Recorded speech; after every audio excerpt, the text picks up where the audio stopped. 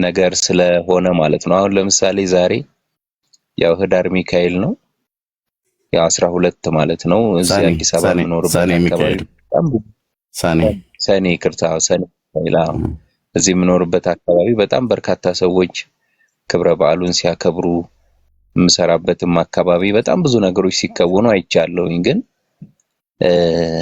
ይሄ ልክ እንዳልሆነ ተነግሯቸው በቃ ወደ ኢየሱስ የመጡ ለታ ኢየሱስን ያወቁ ለታ ነው ምስጋናው የሚመጣው። አሁን ግብ ላይ ነው። በቃ ሰዎች ደስተኛ ላይሆኑ ይችላሉ። ለምንድን ነው እምነታችንን የምትነኩት ሊሉ ይችላሉ። ግን ታዲያ ካልተነካ እንዴት ይሆናል?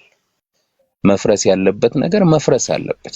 አሁን አዲስ አበባ ራሱ ስትመለከታት እጅግ በሚደንቅ አይነት ሁኔታ በቃ አሮጌው ነገር እየፈረሰ በአዲስ እየተተካ ነው ያለው። ለካ ሲፈርስ ነው አዲስ ነገር የሚመጣው። ምን ይላል አንድ ፕሮፖዛል ላይ ያነበብኩት ሐሳብ ምናልባት ከጠቀማችሁ the secret to change is not fighting the old but building the new ይላሉ። አዲስ ነገርንም እየገነቡ አዲስ ነገርንም እያነጹ የመሄድን እንቅስቃሴ ነው በአብዛኛው ለውጦችን ይዘው ሊመጡ የሚችሉትና ይሄ ደግሞ ለውጥን ያመጣልኛ በጌታ ይሆንነን ጌታን እናቃለን። በቃ ከሱ ጋር ለምምዶች አሉን፣ እንጸልያለን፣ እንጾማለን፣ የእግዚአብሔርን ቃል እናነባለን። እኛ በምን አቅጣጫ መበርታት እንዳለብን እናውቃለን። ግን ሌሎች ወገኖቻችን ግን መነካት ያለበት መለወጥ ያለበት በቃ የግድ ዲል መደረግ ያለበት ነገር ግን ዲል መደረግ አለበት። ይሄንን ደግሞ ደፍረው ሊከውኑ የሚፈልጉ ሰዎች የሉም። ለምን ከተባለ ያስነካላ፣ በሌላ ሰዎች ዘንድ ያስጠላል፣ ያሰድባል። ግን በቃ እንደዚህ ደግሞ ጀግነው ወጥተው የሚናገሩትን ደግሞ የግድ አፕሪሺየት ማድረግ ስለሚያስፈልግ ነው። ኤርሚ ምናልባት ሰምተኛል እንደው ብዙ እንዳላበዛ እዚህ ላይ ወንድማችን ያ ቴንክ ዩ ገንቢ ሐሳብ ነው። ጸጋ ይብዛልህ ወንድሜ አንድነት ተባረክ። አሜን። አሁን እንቀጥላለን። በእርግጥ የሰዎች ማበረታታት ጥቅም የለውም ብዬ አይደለም። ሰውን አገልጋይን ወይ ደግሞ ሰውን ይበልጥ እንዲሰራ ያነሳሳዋል። ግን እሱን በሁለተኛ ደረጃ ነው የሚይዘው። ነው የመጀመሪያ የእግዚአብሔር መንግስት ስራ እንደምሰራ ስለማቅ በጣም ስለማቅ ጌታ እግዚአብሔር ይባርክ አንተም ይሁን ሌሎች እህቶች ወንድሞች ቢነግሩኝ ተገቢ ነው። ግን የላከኝ ማን እንደሆነ ስለማቅ አንድ አገልጋይ ነኝ ብሎ ካለ ማን እንደላከው ማን እንዳሰማራው ካወቀ ያሰማራው ክፍል የሚሰጠው ምስክርነት የእሱ አብሮነት አብሮት መሆኑን እና ስራው በተገቢ ተሰርቷል አልተሰራም ብሎ የሚለውን ጌታ ኮንፈርሜሽን በየጊዜው ከሰጠ በቂ ነው። ግን ደግሞ እንደዚህ አሁን እንዳንተ አይነት ቅልብ ያላቸው ወንድሞች እናቶች አገልጋዮችን በቤተ ክርስቲያን ውስጥ እግዚአብሔር በእነሱ በኩል ባደረገው ነገር ጌታ እግዚአብሔር ይባርካችሁ እና በርቱ መባሉ መጽሐፍ ቅዱሳዊ ነው እና ሰውን ለበለጠ ስራም ያነሳሳል። ኢንካሬጅመንት መስጠት ኢንካሬጅ ማድረግ በጣም ተገቢ ነው ለማለት እወዳለሁ። ግን እኔ እውነት ለመናገር መጀመሪያ ግን የምጠይቀው ንጉሱን ነው፣ ጌታዬን ነው። እሱን ደግሞ ይመልሳል። ሲመልስም ደግሞ እውነተኛ ነው። አንዳንድ ጊዜ ሰዎች ከመልካም ልብ ከቀና ልብ ሲያወሩ ያስታውቃሉ። ካሁን አንተ እንዳወራው ማለት ነው። አንዳንዱ ልባቸው ሌላ ያስባል፣ አፋቸው ግን ያመሰግናል ማለት በቃ ኤርሚዬ ምናምን ነገር አንተ እኮ ሳይህ ምናምን ነገር ብለው ይላሉ። ወይ ደግሞ አንድነትዬ እንደው እኮ መቼም አንተ እኮ የምትሰራው ስራ ታላቅ ነው ምናምን ነገር ብለው ይላሉ ሰዎች ማለት ነው። ልባቸው ግን ሌላ ነው እና ያንተ ግን አሁን እንደዛ አይደለም። በጣም ቅንነት ያለበት ንግግር ስለሆነ ነው አይዞ ዝምዬ ሰማውና እንደዚህ ከቅልብ የሚናገሩ ሰዎች ከቅልብ ኢንካሬጅ የሚያደርጉ ሰዎች ጌታ ይባርካቸው ማለት እንወዳለን። ግን ሐሳባቸው ልባቸው ሌላ ሆኖ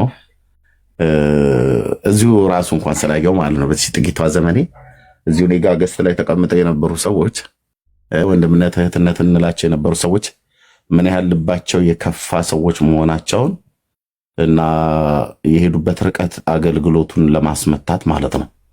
የሄዱበትን ርቀት ሳየው በጣም እገረማለሁ። ሰው ማለት እንደዚህ ነው ብዬ ማለት ነው። እና ሰው ማለት እንደዚህ ነው። ልባቸው ምን ያህል ክፉ ልብ እንዳላቸው ማለት ነው አይቻለሁኝ። እና ይሄ እነኛ ሰዎች ብዙ ማበረታቻ ቃልን ይናገሩ ነበር፣ ግን የእውነታቸው ነው አይደለም ብሎ የሚለው በደንብ በጥንቃቄ ማየቱ መልካም ነው ለማለት ነው። ግን ስለሰጠህን ኢንከሬጅመንት ቴንኪዩ ብራዘር፣ ጸጋ ይብዛልህ፣ ተባረክ፣ ለእግዚአብሔር ክብር ይሁን። እንደዚሁም ሌሎችም የምታበረታቱን እህቶችና ወንድሞች ጌታ ይባርካችሁ ለማለት እንወዳለን። ቴንኪዩ። ኦኬ፣ ወደ ገደለው ነው የምትሉት። በጣም ብዙ ጊዜ እንኳን ደህና መጣችሁላችሁንም። ወደ ገደለው ጉዳይ ላይ ስንገባ በኦርቶዶክስ ተዋሕዶ ቤተክርስቲያን ስርዓት እንግዲህ እንደሚታወቀው እኛም ያደግንበት ስለሆነ እዛም በነበርንበት ጊዜ ስንጠይቅ ጥያቄ ለጥያቄ መልስ ያላገኘ ነው። ከወጣንም በኋላ ማለት ጠይቀን መልስ ያላገኘ ነው ነገር ቢኖር ብዙ በዓላት በቤተክርስቲያኒቱ ውስጥ ይደረጋሉ።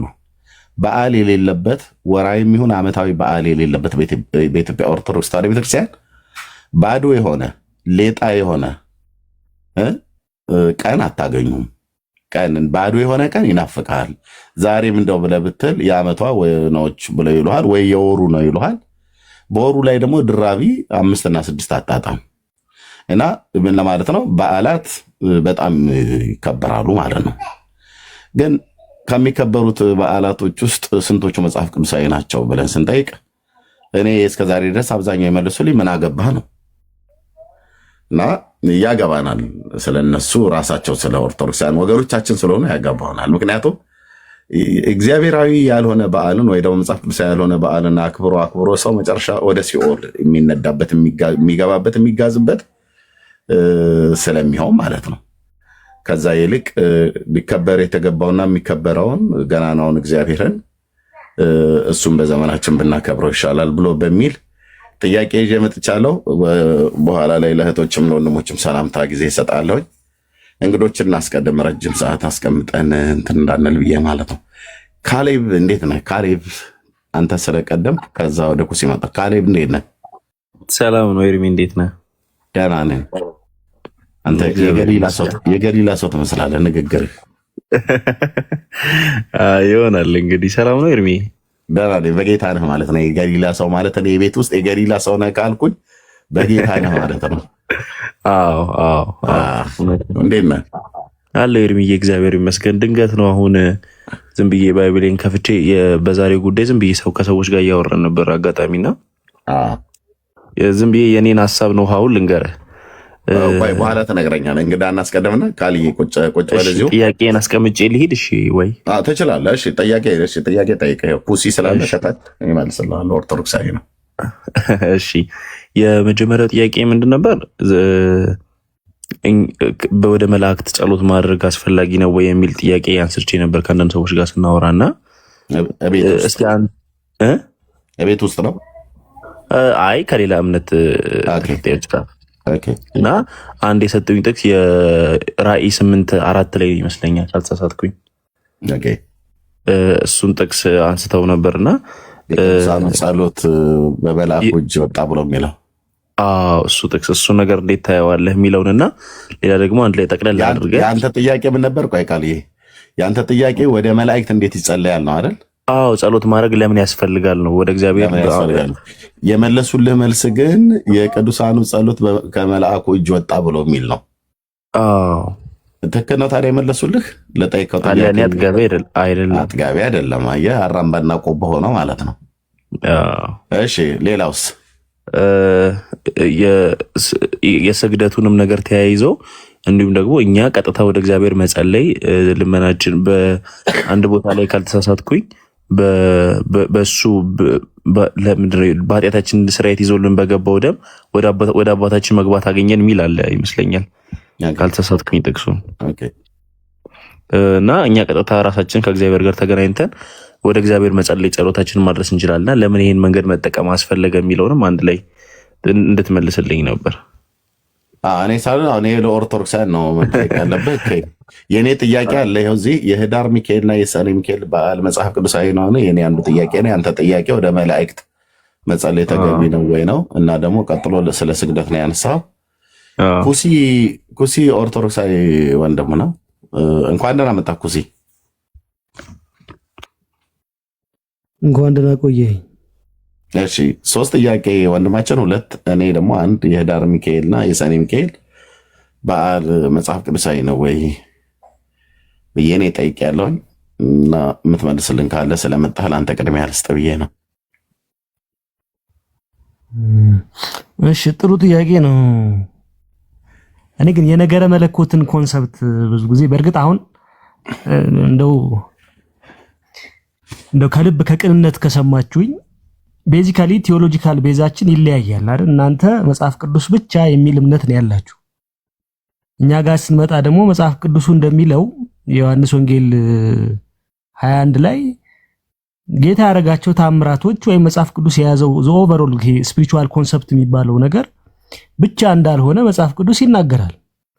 መጽሐፍ ቅዱስ ላይ የተጻፈው ሲጀምር የመጽሐፍ ቅዱሳችንን ቤዚክ ኮንተንት ራሱ እንለያያለን እና ዘሎ ኦርቶዶክስ ውስጥ ገብቶ ቴዎሎጂካል ቤዛችን ራሱ የምንለያይ ይሆንን ሳለን በእናንተ አስተምሮ እንዴት ነው ኦርቶዶክስን መዳኘት? እናንተ መጽሐፍ ቅዱስ ብቻ የምትሉ፣ እኛ ደግሞ መጽሐፍ ቅዱስ ብቻ አይደለም። መጽሐፍ ቅዱሱ እንደሚያዘው ብዙ አዋላድ መጽሐፍቶች አሉ። መጽሐፍ ቅዱስ ብቻ አይደሉም። ጌታ እንኳን ያደረጋቸው ታምራት አልተጻፉም። ሰማይ ብራና ቢሆን ምድር ቀለም እንኳን ቢሆን አይበቃምና እንዴት አይነት ፐርሰፕሽን ያላችሁ? በተለይ ኤርሚያስ ትገርመኛለህ። ብዙ ጊዜ መነሻ ርዕስ ራሱ ይገርመኛል። አሁን የሆነ ኔጌቲቭ ኮንሰፕት ነው ያለ። አስጨርሰኛ። አይ ጨርስዬ ነው ቀጥል ነው የምልህ። ብዙ ጊዜ አሁን ኦርቶዶክስ ቤት አድግ ያለው ትላለህ እንጂ አንተ በፍጹም ኦርቶዶክስን ማታቃትም አላደክምም ጭምር ባይኔ። ለምን እንዲህ አልክ? እኔ እንደ ወንድም ነው የምነግርህ። ብዙ ጊዜ ስትነሳ ከኦርቶዶክስ ኔጌቲቭ ፔሲሚስት ቪው ይዘን የምትመጣውና ይገርመኛል። ግን ጥያቄውን ለመመለስ ያህል ግን ነገረ መላእክትን ስናነሳ እኛ መጽሐፍ ቅዱስ ላይ ብቻ አንመሰረትም። ለምን? አስተምህሮታችን መጽሐፍ ቅዱስ ብቻ የሚል አይደለም እና በእናንተ መነጽር ኦርቶዶክስን መለካት አትችሉም። ሲጀምርም አታውቋትም። አሁን ጥያቄውን ለመመለስ እኔ በእናንተ ምህዳር ውስጥ ገብቼ መመለስ አልችልም። ለምን? ቤዚካሊ አንገናኝ። አንዴ ማስታወቂያ ነገር ትቀጥላለህ። አይ ቲንክ በረጅሙ ስለያዝከው በረጅሙ እንድትተነፍስ ብዬ ነው። ወገኖች ታፕ ኮፒ ሊንክ ሼር አድርጉት። ጸጋ ያብዛላችሁ። ታፕ ኮፒ ሊንክ ሼር ግን በደንብ ይደረግ ፕሊስ። አንደኛ ሪፖርት ስለነበረው ባለፈው ላይ ሻዶቫን ውስጥ እንዳይገባ እንደዛ ያደረጉት ይመስለኛል። ግን እዚህ ያላችሁ ሰዎች ምንም አትጎዱም። ለ60 ለምናምን ሰው ሁሉም ሰው ሼር ቢያደርገው እዚህ ወደ 230 ሰው አለ ቢሃይንድ ባይ ከሚያዩት ውጪ ማለት ነው። እና መልካም ፍቃዳችሁ ቢሆን እንደዛ አድርጉት። ጸጋ ይብዛላችሁ። እሺ ኩሲ ወንድማችሁ መቀጠል እችላለሁ። ኦርቶዶክስን አታውቃትም ብልሃል። እግራ እንደው አብሬ አያይዤ ትዝ ያለኝን አብሬ አያይዤ ልጠይቅህ። እሺ እኔ ኦርቶዶክስ ላላውቃት እችላለሁ፣ ግን ሰላም ለዝክረ ስምከ ምስለ ስመ ልዑል ዘተሳተፈ ወልደ ያሬድ ሄኖክ በከመ ጸሐፈ ብሎ የሚለውን መልክአ ሚካኤል የመጀመሪያውን ጽሑፍ ሁሉ እሱን ሁሉ እስቲ ትተረጉምልናለህ። እና ያው እንግዲህ እኔ ኦርቶዶክስን አላውቃትም አንተ እንዳልከው ምንም የማውቀው ነገር ስለሌለ መልስህን ግን ቀጥል። ቴንኪዩ። አዎ እኮ አሁንም አልተረዳኸኝም። አሁን እናንተ አሁን መጽሐፍ ከርዕሳችሁ ልጀምር። የህዳር ሚካኤልና የሰኔ ሚካኤል በዓል በመጽሐፍ ቅዱሳዊ ነው ወይ የሚል ነው ጥያቄው።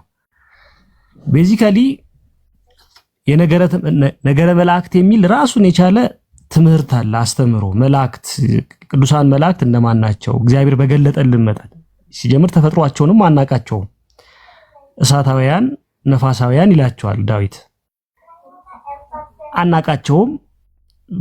መጽሐፍ ቅዱስ ላይ እንትን ያለው ነገር የለምና እናንተ መጽሐፍ ቅዱስ ብቻ እንደውም መጽሐፍ ቅዱስ ማለት ደግሞ እናንተ ራሳችሁ ከርክማችሁ የጻፋችሁት ወይም ደግሞ የሆነ ከመጽሐፍ ቅዱስ ያወጣችሁት ነውና ርዕሱም አዋጭ ነው ብዬ አላስብም። በቃ አስተምህሮታችን ይለያያል። እስቲ ከኦርቶዶክስ የወጣ ትምህርት አምጡ ውስጥ የእናንተን። እኛ የምናምነው እንዲህ ነው፣ እናንተ የኛ ያዝነው እውነት እንዲህ ነው። እስቲ የኛን እውነት ክሪቲሳይዝ ከተመርታችሁ ወይም ደግሞ ከተመርታችሁ እኮ የወጣ ነው አይደል? እንደ በዓሉን የምታከብሩት። አዳምጥ መጀመሪያ አስጨርሰኛ።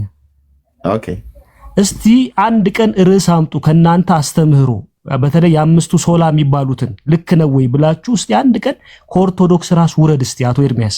እኔ የምጠይቅ እሱ ነው። ግን ቤዚክ ኮንሰፕት እንድትረዳኝ በእናንተ አስተምሮ ነገረ መላእክትን አትመዝነው ነው።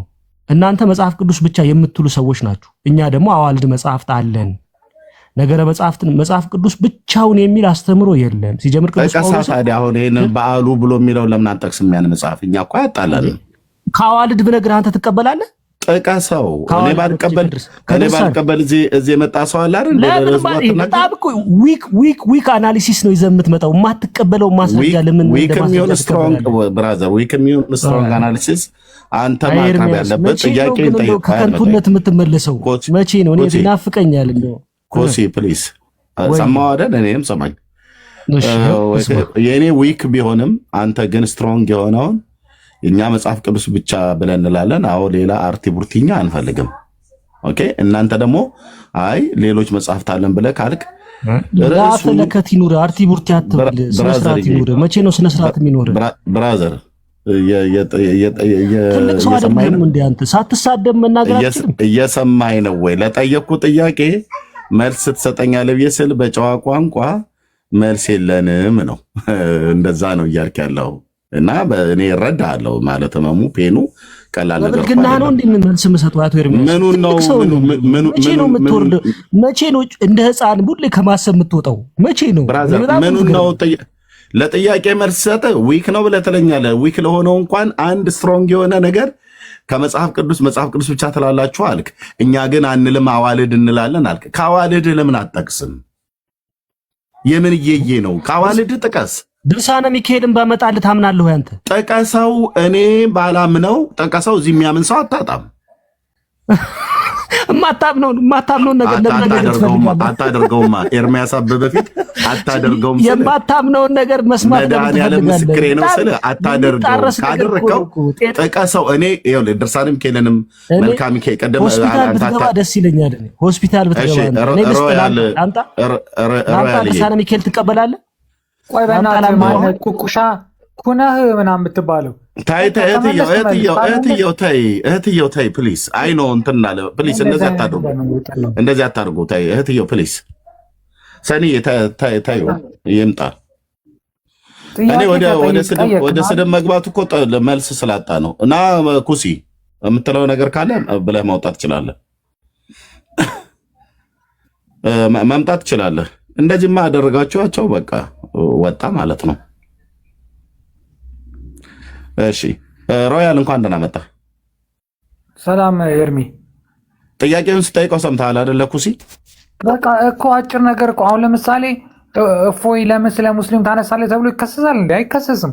በቃ እንደፈለግ በየቀኑ ጠይቀን በቃ ከፈለግን ገብተን እንመልሳለን፣ ካልፈለግን አንገባም። በቃ አሁን የሁሉ ክርክር ምን አልመጣው እስቲ እዚህ ላይ ጣጣ ነው። በእናትህ እኔን ወደ መሳደብ ወደ መዝለፍ ፕሮቴስታንቱ እንደዚህ ብሎ ወደ ማለት ገባ። እኔ አሁን መጽሐፍ ቅዱሳዊ ነው ወይ ብዬ ጠይቁኝ። አይ ነው ወይም አይደለም።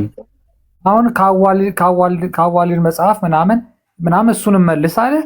ከዛ እኔ ማቀውን ልመልስ ብሎ መመለስ ነው። አንተ ተቀበልከው አልተቀበልከው የራስህ ጉዳይ ነው። በቃ ማለት እንደዛ ይቻላል እኮ አይደል? ራይት። እኔም እንደዛ አንተ የዳር ሚካኤል እና የሰኔ ሚካኤል ልዩነቱ ምንድን ነው?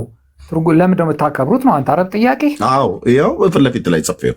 አዎ እሺ ቴንክ ዩ ኤርሚ ምን አለ መሰለህ፣ አሁን መጀመሪያ እዚህ የተጠቀምከው ስዕል እኛ አንጠቀመውም። አሁን በስተት የነበረ ስዕል ነው።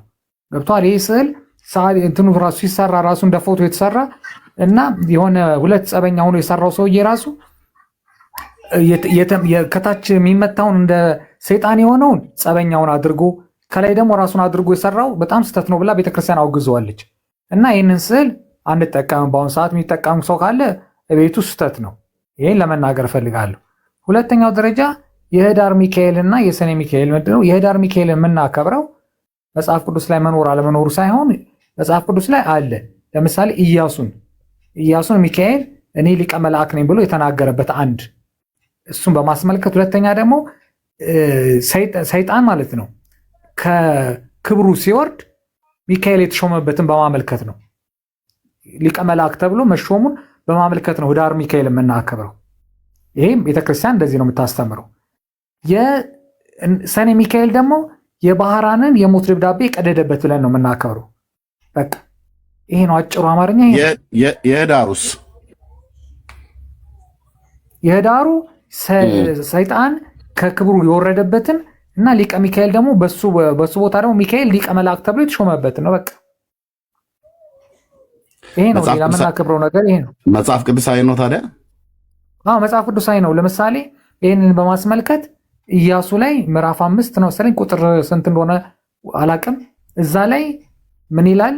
እኔ ሊቀ መልአኩ ቅዱስ ሚካኤል ነኝ ብሎ ያስረዳዋል። እሱ ሊረዳው በመጣ ጊዜ ማለት ነው። ስለ ራሱ ብሪፍ አድርጎ ይገልጽለታል። ቅዱስ ሚካኤል ነኝ ይለዋል። አዎ ሊቀ መልአኩ ሚካኤል ነኝ ይለዋል። እስኪ አምጣው። ከነኛ አይደለም ምዕራፍ 5 እኮ ምዕራፍ 5 ቁጥር ስንት? ቁጥር 10 ምናምን ላይ መሰለኝ።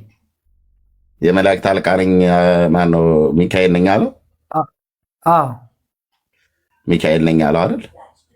አዎ እሺ ኢያሱ 5 አዎ ከተሳሳትኩኝ ምንም ችግር የለውም። አንተ ካወቀው ትነግረኛለህ፣ ካልሆነ ይቀራል።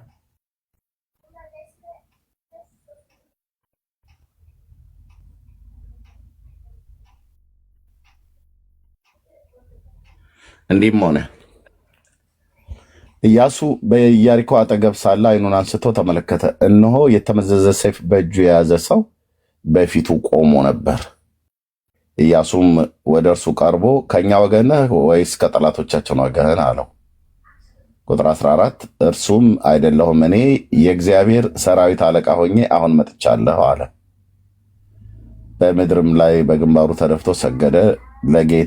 ጌታዬ ለባሪያው የሚያደርገው ምንድን ነው ብሎ አለው ይላል። የታለ ሚካኤል ነው ብሎ የሚል ይሄ ነዋ። ሚካኤል የምናከብረው የዳር ላይ በዚህ ምክንያት ነው።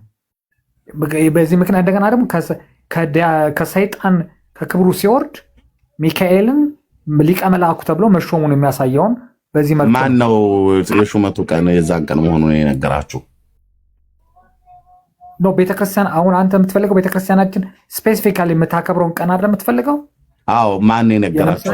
ህዳር 12 ቀን የተሾመበት ቀን መሆኑ ባይብል ላይ አሁን የዚህ ዳንኤል ላይም ይናገራል እኮ ታላቁ ሚካኤል ሊረዳ ይመጣ ይላል ዳንኤል ላይ ራሱ። አይ ሚካኤልማ መጽሐፍ ቅዱስ ለሚካኤልማ የሚል ቃል አለ እኮ የእግዚአብሔር መላእክት አለቃ ሆኖ ማለት ነው። ምን ገብርኤልን ነው ሊረዳ የመጣው። ሚካኤል የሚባል መልአክ እኮ እንዳለኛ እናውቃለን። አዎ ዳንኤል ላይ ልክ ነው። ገብርኤልን ነው ሊረዳ የመጣ ብሎ ያለው ተናጋሪው ገብርኤል ነው። እርዳታ የፈለገው ገብርኤል ነው። ለምን? ጦርነት ላይ ስለነበረ ማለት ነው። ከፋርስ አለቃ ጋር ይዋጋ ስለነበረ ከዋነኞቹ አለ እና ከዋነኞቹ አንዱ ሚካኤል ሊረዳ ይመጣ አለ። ኢያሱ 5 ላይ ግን ሚካኤል አለ ብለህ ነበር። አሁን ሳነበው የለም። የሰራዊት አለቃ ሆኜ ነው ያለው። ስንት አለቆች አሉ በመላእክት ዓለም? በመላእክት ዓለም አለቆች እንዳሉ ታውቃለህ?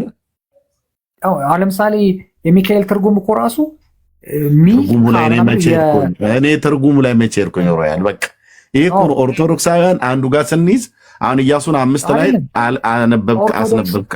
አስነበብከኝ ኤርሚ ኦርቶዶክስ ምናምን የሚለውን እርሳው ለመሰል እኔ ሮያል ነኝ እዚህ የገባሁት እኔ ጋር እንነጋገር። እንደዚህ ነው የሚያታወሩት። አሁን አንተ ኦርቶዶክስነትን አትቀድም። ስለዚህ እኔ አሁን ኢያሱ 5 ላይ ሚካኤል አለ አልከኝ። ሚካኤልን አሳየ ብዬ ስል የለም። ከዛ ዳንኤል ጋር ሄድክ ሊረዳ የመጣ ብሎ አልከ። አነበብኩት እኮ ሮያል አነበብኩት። መልአክ አይልም ሚካኤል አይልም።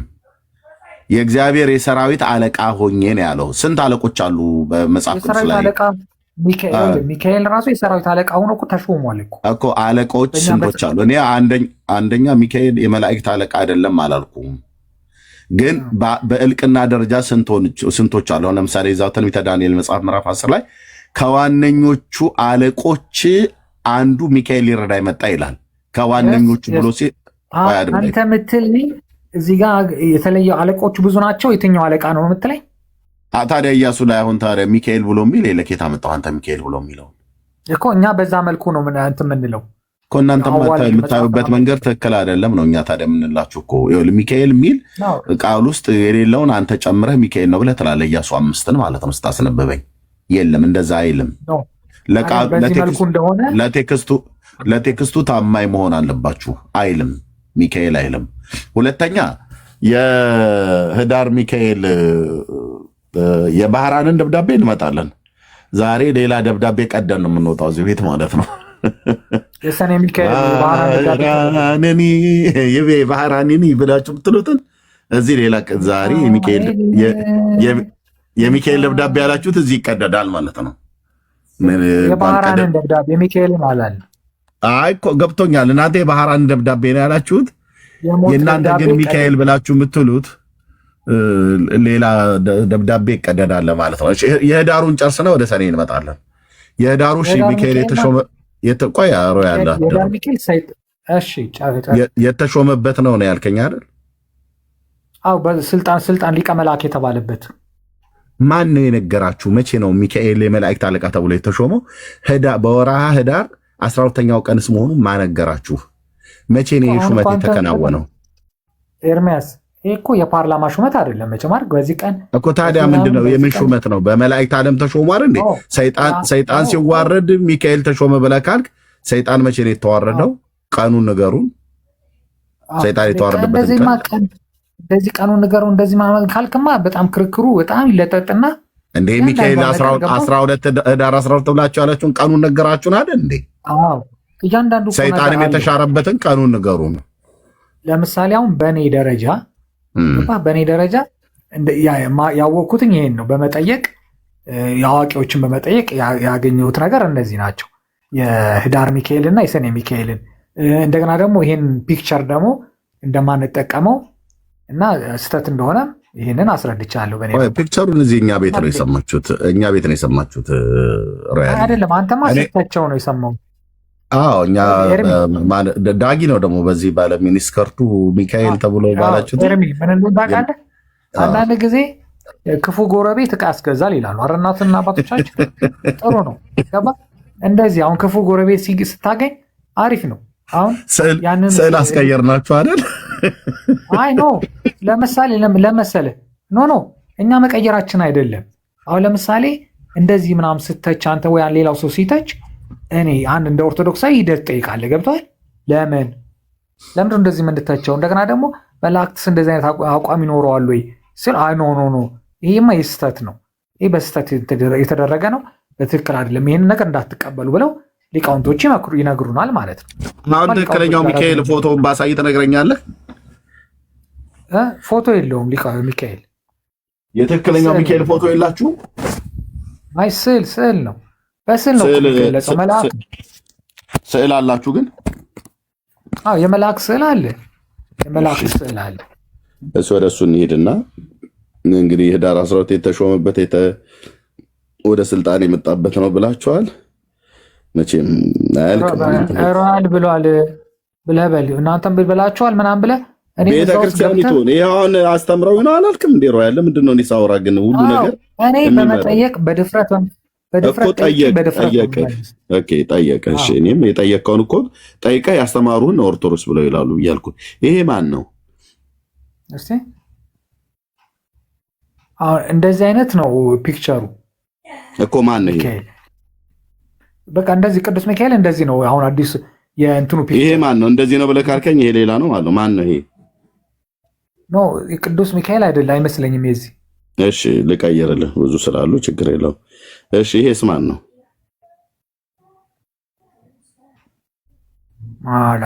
አላቅም ብቻ እንደዚህ አይነት ፒክቸር እንደሆነ ነው የማውቀው። እሺ የሚካኤልን ፎቶ አሳየኝ። ፎቶ አትበል ፕሊስ። እሺ ስዕል አሳየኝ። እንደዚህ እንዳሁኖቹ አይነት ነው እንዴ? ስለዚህ አታውቀውም ማለት ነው ሮያል?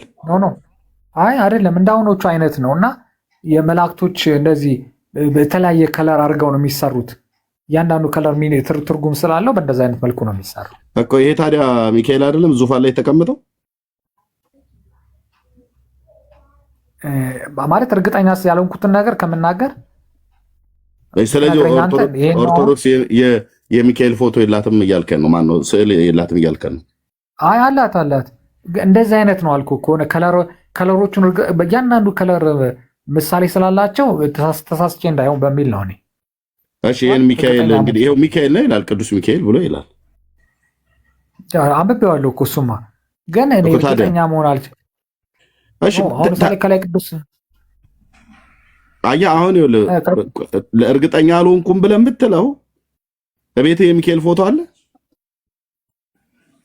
እንደዚህ አይነት ፒክቸሮች እንደዚህ የሉኝም እኔ። ለምን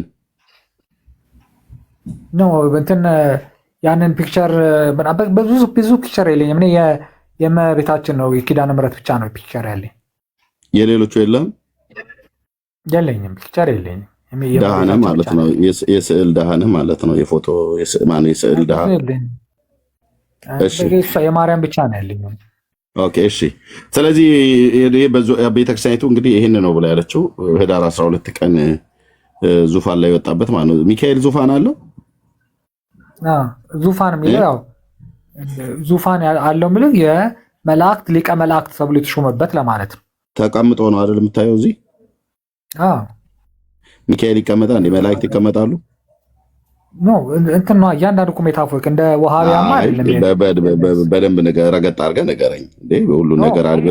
ሁሉ ነገር አድበስ ሰውም አይሆንም። ረገጥ አድርገህ ንገረኝ። ሚካኤል ዙፋን አለው ወይ? ቆይ ሚካኤል ዙፋን አለው ሲጀምር ዙፋን የለውም። እሺ ዙፋን የለውም። ሚካኤል ይቀመጣል? ቆይ ይቀመጣል? ሚካኤል ይቀመጣል ይነሳል ብለህ ልትለው የምትችለው አይደለም። መልአክ ነው ግን ይሄ ነገር ምንድነው? ይሄ አሁን ተቀምጦ ነው የሚታየው ወይስ ቆሞ ነው የሚታየው? ገላጭ ስዕሎች ናቸው እኮ። ተቀምጦ ነው አይደል? ገላጭነቱ ተቀምጦ ነው አይደል የሚታየው? ሊቀ መላእክ የመላእክቶች አለቃ መሆኑን ለማሳየት። ወይኔ በመድኃኔዓለም ተቀምጦ ነው የሚታየው ወይስ ቆሞ ነው የሚታየው? ተቀምጦ። ኦኬ ዙፋን አለው ተቀምጦ ነው የሚታየው ማለት ነው። የተሾመበት ቀን ዙፋን አለው ብላችኋል እንደምትሉት እኮ ይሄኛው የህዳር 12ቱን የምናከብረው ሊቀ መላእክ የተባለበትን ማን የነገራችሁ? ህዳር 12 ቀን እንደተሾመ ነው እኛ ጥያቄያችን እኮ መጽሐፍ ቤተክርስቲያናችን የነገረችን። እኛ መረጃ ማን ነው የነገረሽ? መረጃ ቤተክርስቲያን እኮ። ለመረጃ ደግሞ የምታሳየን ደግሞ ኢያሱ 5 ላይ ያለውን ነው። የት አለ ኢያሱ 5 ላይ ከተማነበብናል እንዴ እኮ ሊቀ መላእክ ስለሚል እኛ ደግሞ በሚካኤል ነው የምንወስደው። የእግዚአብሔር ሰራዊት አለቃ ሆኜ ነው ብሎ የሚለው ሊቀ መላእክ ሚካኤል ነው ብሏል ነው ብላ ያልከው ቅደም አይልም ክፍሉ እኮ የእግዚአብሔር ሰራዊት አለቃ እኮ ሚካኤል። ከአለቆች መካከል አንዱ ሚካኤል ነው። ሌሎች አለቆች እንዳሉ አይናገርም መጽሐፍ። እኔ ማውቀው ሚካኤልና ቅዱስ ገብርኤልን ነው ማውቀው። ሁለቱ ብቻ ናቸው አለቆች የተባሉት። አዎ ከዋነኞቹ አንዱ ሚካኤል ሊረዳ የመጣ ብሎ ገብርኤል ተናግሯል። ከዋነኞቹ ብሎ ካለ ከገብርኤልና ከሚካኤል ውጭ ሌሎች አሉ ማለት ነው ዋነኞች የተባሉ በትንቢተ ዳንኤል መጽሐፍ ምዕራፍ 10 ላይ ቀደም እንዳልከው። ስለዚህ አንተ ሚካኤልና ገብርኤል ናቸው ብለህ ካልክ ሌሎቹ ዋነኞች የተባሉ የሉም? ሊኖሩ ይችላሉ። አይ ሊኖሩ ይችላሉ። ስለዚህ ገብርኤል የተናገረውን እንመን ወይስ አንተ የተናገርከውን እንመን? ሮያልዬ ገብርኤል እንመን። ስለዚህ ከዋነኞቹ አንዱ ብሎ ካለ ከሚካኤል ውጭ ሌሎች ዋነኞችም አሉ ማለት ነው። ሊኖሩ ይችላሉ። አላውቅም ማለት እንዴት ሊኖሩ ይችላሉ? መልአኩ የተናገረው ለምን አትናገርም? ገብርኤል የተናገረውን ትንቢተ ዳንኤል ላይ እኮ ከዋነኞቹ አንዱ ካለ የነዛ የሌሎቹ አንተን አለቃ ከሆኑት ውስጥ አንዱ ሚካኤል ነው ማለት ነው። እሺ ታዲያ አሁን ኢያሱ ላይ ያለው የሰራዊት አለቃ የሆነው የሰራዊት ጌታ እግዚአብሔርስ ቢሆን ምን ትላለህ? እንዴት የሰራዊት ጌታ እግዚአብሔርስ ቢሆን የሰራዊት አለቃ ሆኜ መጥቻለሁ ብሎ ያለው የሰራዊት ጌታ እግዚአብሔርስ ቢሆን ወይስ ደግሞ ከዋነኞቹ ከተባሉትም እንደው እልቅና የሰራዊት አለቃ ብሎ ስለሚል ከዋነኞቹ ከተባሉት ገብርኤል ብሎ ካላቸው ከዋነኞቹ ስማቸው ያልተጠቀሰ እንደ ሚካኤል የሆኑ ስማቸው ያልተጠቀሰ ግን ከዋነኞቹ ተብለው ከተባሉቱ ከነዛ ስማቸው ካልተጠቀሰው ውስጥ ቢሆን ሲመጣው አንተ ሚካኤል ነው ብለህ ለምደው ለሚካኤል የሰጠው ኢያሱ መጽሐፍ ምዕራፍ 5 ቤተክርስቲያናችን የሰጠችው ባዋልድ ለዚህ ነው የትልቁ ስህተት ቤተክርስቲያናችሁ የምታሳስታችሁ ይሄን ሁሉ ነው መጠየቅ ያለብህ ወንድም አለም ሮያልዬ። ኦኬ የምወደው ወንድሜ ስጠይቅ ረገጥ አድርገህ ጠይቅ። ስትይ አፋጠህ ጠይቅ። እዚህ ቆይ እኔ ጋር መተህ አፋጠህ እንደምትጠይቅ ለኔንም ይሁን ሌሎቹን እዛም ስትሄድ አፋጠህ ጠይቅ። ከዋነኞቹ አንዱ ሚካኤል ሊረዳ ይመጣል ብሏል ገብርኤል ማለት ነው በትንቢተ ዳንኤል ላይ ምዕራፍ 10 ቅድም እንዳልከው። ኦኬ ስለዚህ ዋነኞች ብሎ ገብርኤል ከተናገረ የገብርኤልን ንግግር ዝም ብለህ ማንም ሰው ዲና ያደርገውም እኛም ጴንጤዎችም ብንሆን እናንተም ብትሆኑ ማለት ነው። ሂዝ ሆሊ ኤንጅል ቅዱስ መልአክ ነው መጥቶ የነገረው ማለት ነው። ከዋነኞቹ ብሎ ካለ ዋነኞች ከሚባሉ አሉ ማለት ነው። ከሚካኤልም ውጪ ሌሎች በነገደ መላእክት በመላእክት ዓለም አሉ ማለት ነው። ስለዚህ የሰራዊት አለቃ ብሎ ስላለ ቅዱስ ሚካኤል ነው ብለው የኢያሱ መጽሐፍ ምዕራፍ 5 ነው የሰጡት። እንደው ከነኛ ከዋነኞቹም አንዱ ከተባሉትስ መካከልስ ቢሆን ነው ያልኩ አንደኛ። ሁለተኛ ደግሞ የሰራዊት ጌታ እግዚአብሔር የእስራኤል አምላክ ራሱስ ቢሆን የሰራዊት ጌታ የሰራዊት አለቃ ነው አይደል ብሎ ያለው። የሰራዊት ጌታ የሰራዊት አዛዥ የመላእክት ጌታ የመላእክት ፈጣሪያቸው የሰማይ የምድር ጌታስ ቢሆን ረገጥ አድርገን መጠየቅ አለብህ። የሆነ ቄስ ጋር ሄደህ የሆነ ነገር ሲነግርህ ለማምለጫ ብሎ እሱ የሆነ ቄስ ምናምን አልጠይቅም። ቄስ እኔ ጠይቄ ማለት አንደኛ ቄሶቹ እውቀት በዚህ ጉዳይ ላይ ምንም የምነጋገረው ነገር የለም። እኔ የሚያነቡ እነዚህ ቴዎሎጂ ምናምን የሚያውቁ ቄሶችን ቢሆኑ እንጂ እኔ በስመ ቄስ ማንንም አልጠይቅም። ገብቶሃል? አንተ ለምን መልስ ከነሱ አይገኝም ብለህ ስለምታምን መልስ ከነሱ ይገኛል ብለህ ስለማታምን ማን ነው የምጠይቀው? በቃ ጸበል ረጭተው የሚሉትን ልጠይቅ አልችልም። ገብቶሃል? እውቀት ያለው ነው ያስረዳ። እሺ ህዳር 12 አንደኛ የተሾመበት ነው። ሌላስ ምን የሆነበት ቀን ነው ተብሏ ነው በቤተክርስቲያን እየነገሩ? ሰኔ 12 ደግሞ ነው የህዳር 12 አላለቀም። አንደኛ ሹመቱ ነው። ሌላስ በቤተክርስቲያኒቱ የሚሰጥ ትምህርት አለ? እሱን አላውቅም። እኔ ማቀው እዚህ ጋር አንተ እያየህ ታይፕ አደርጋለሁ።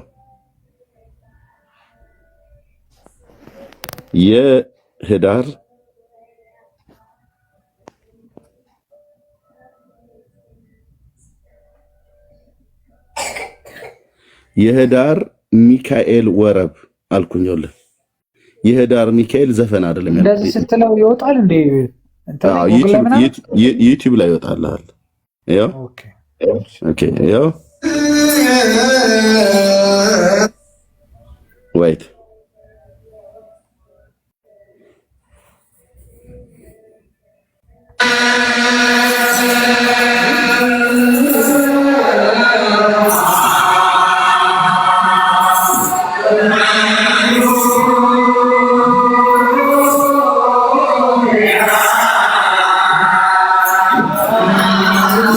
ወረቡ ጋር እንደውም ጳጳሱ ያሉት ጋር ለምን አልሄድም? ደብረ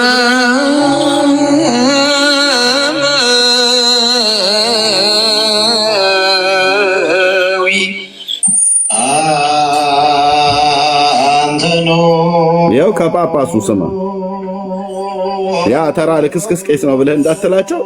ጳጳሱ ብፁዕ አቡነ ናትናኤል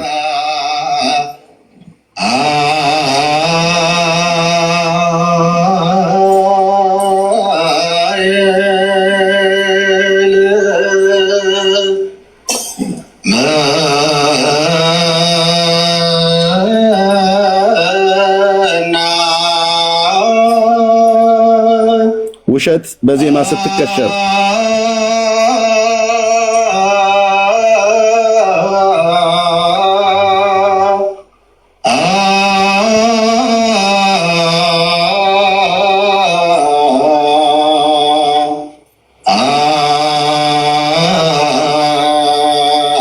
ትርጉሙን ታውቀዋለህ አንተ? ልሰማ እንደ በደንብ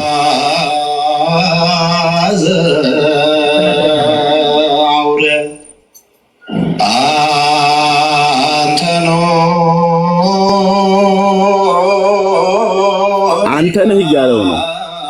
አንተ ነህ ሚካኤል ማለት ነው። አንተ ነህ ሚካኤል፣ አንተ ነህ ሚካኤል።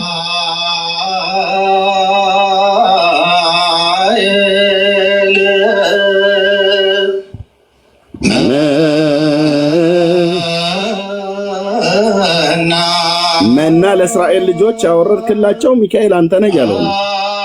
ጳጳሱ እያሉ ነው።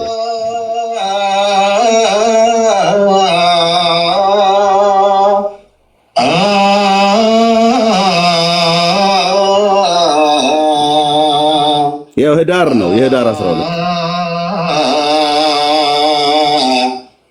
መና ዘአውረ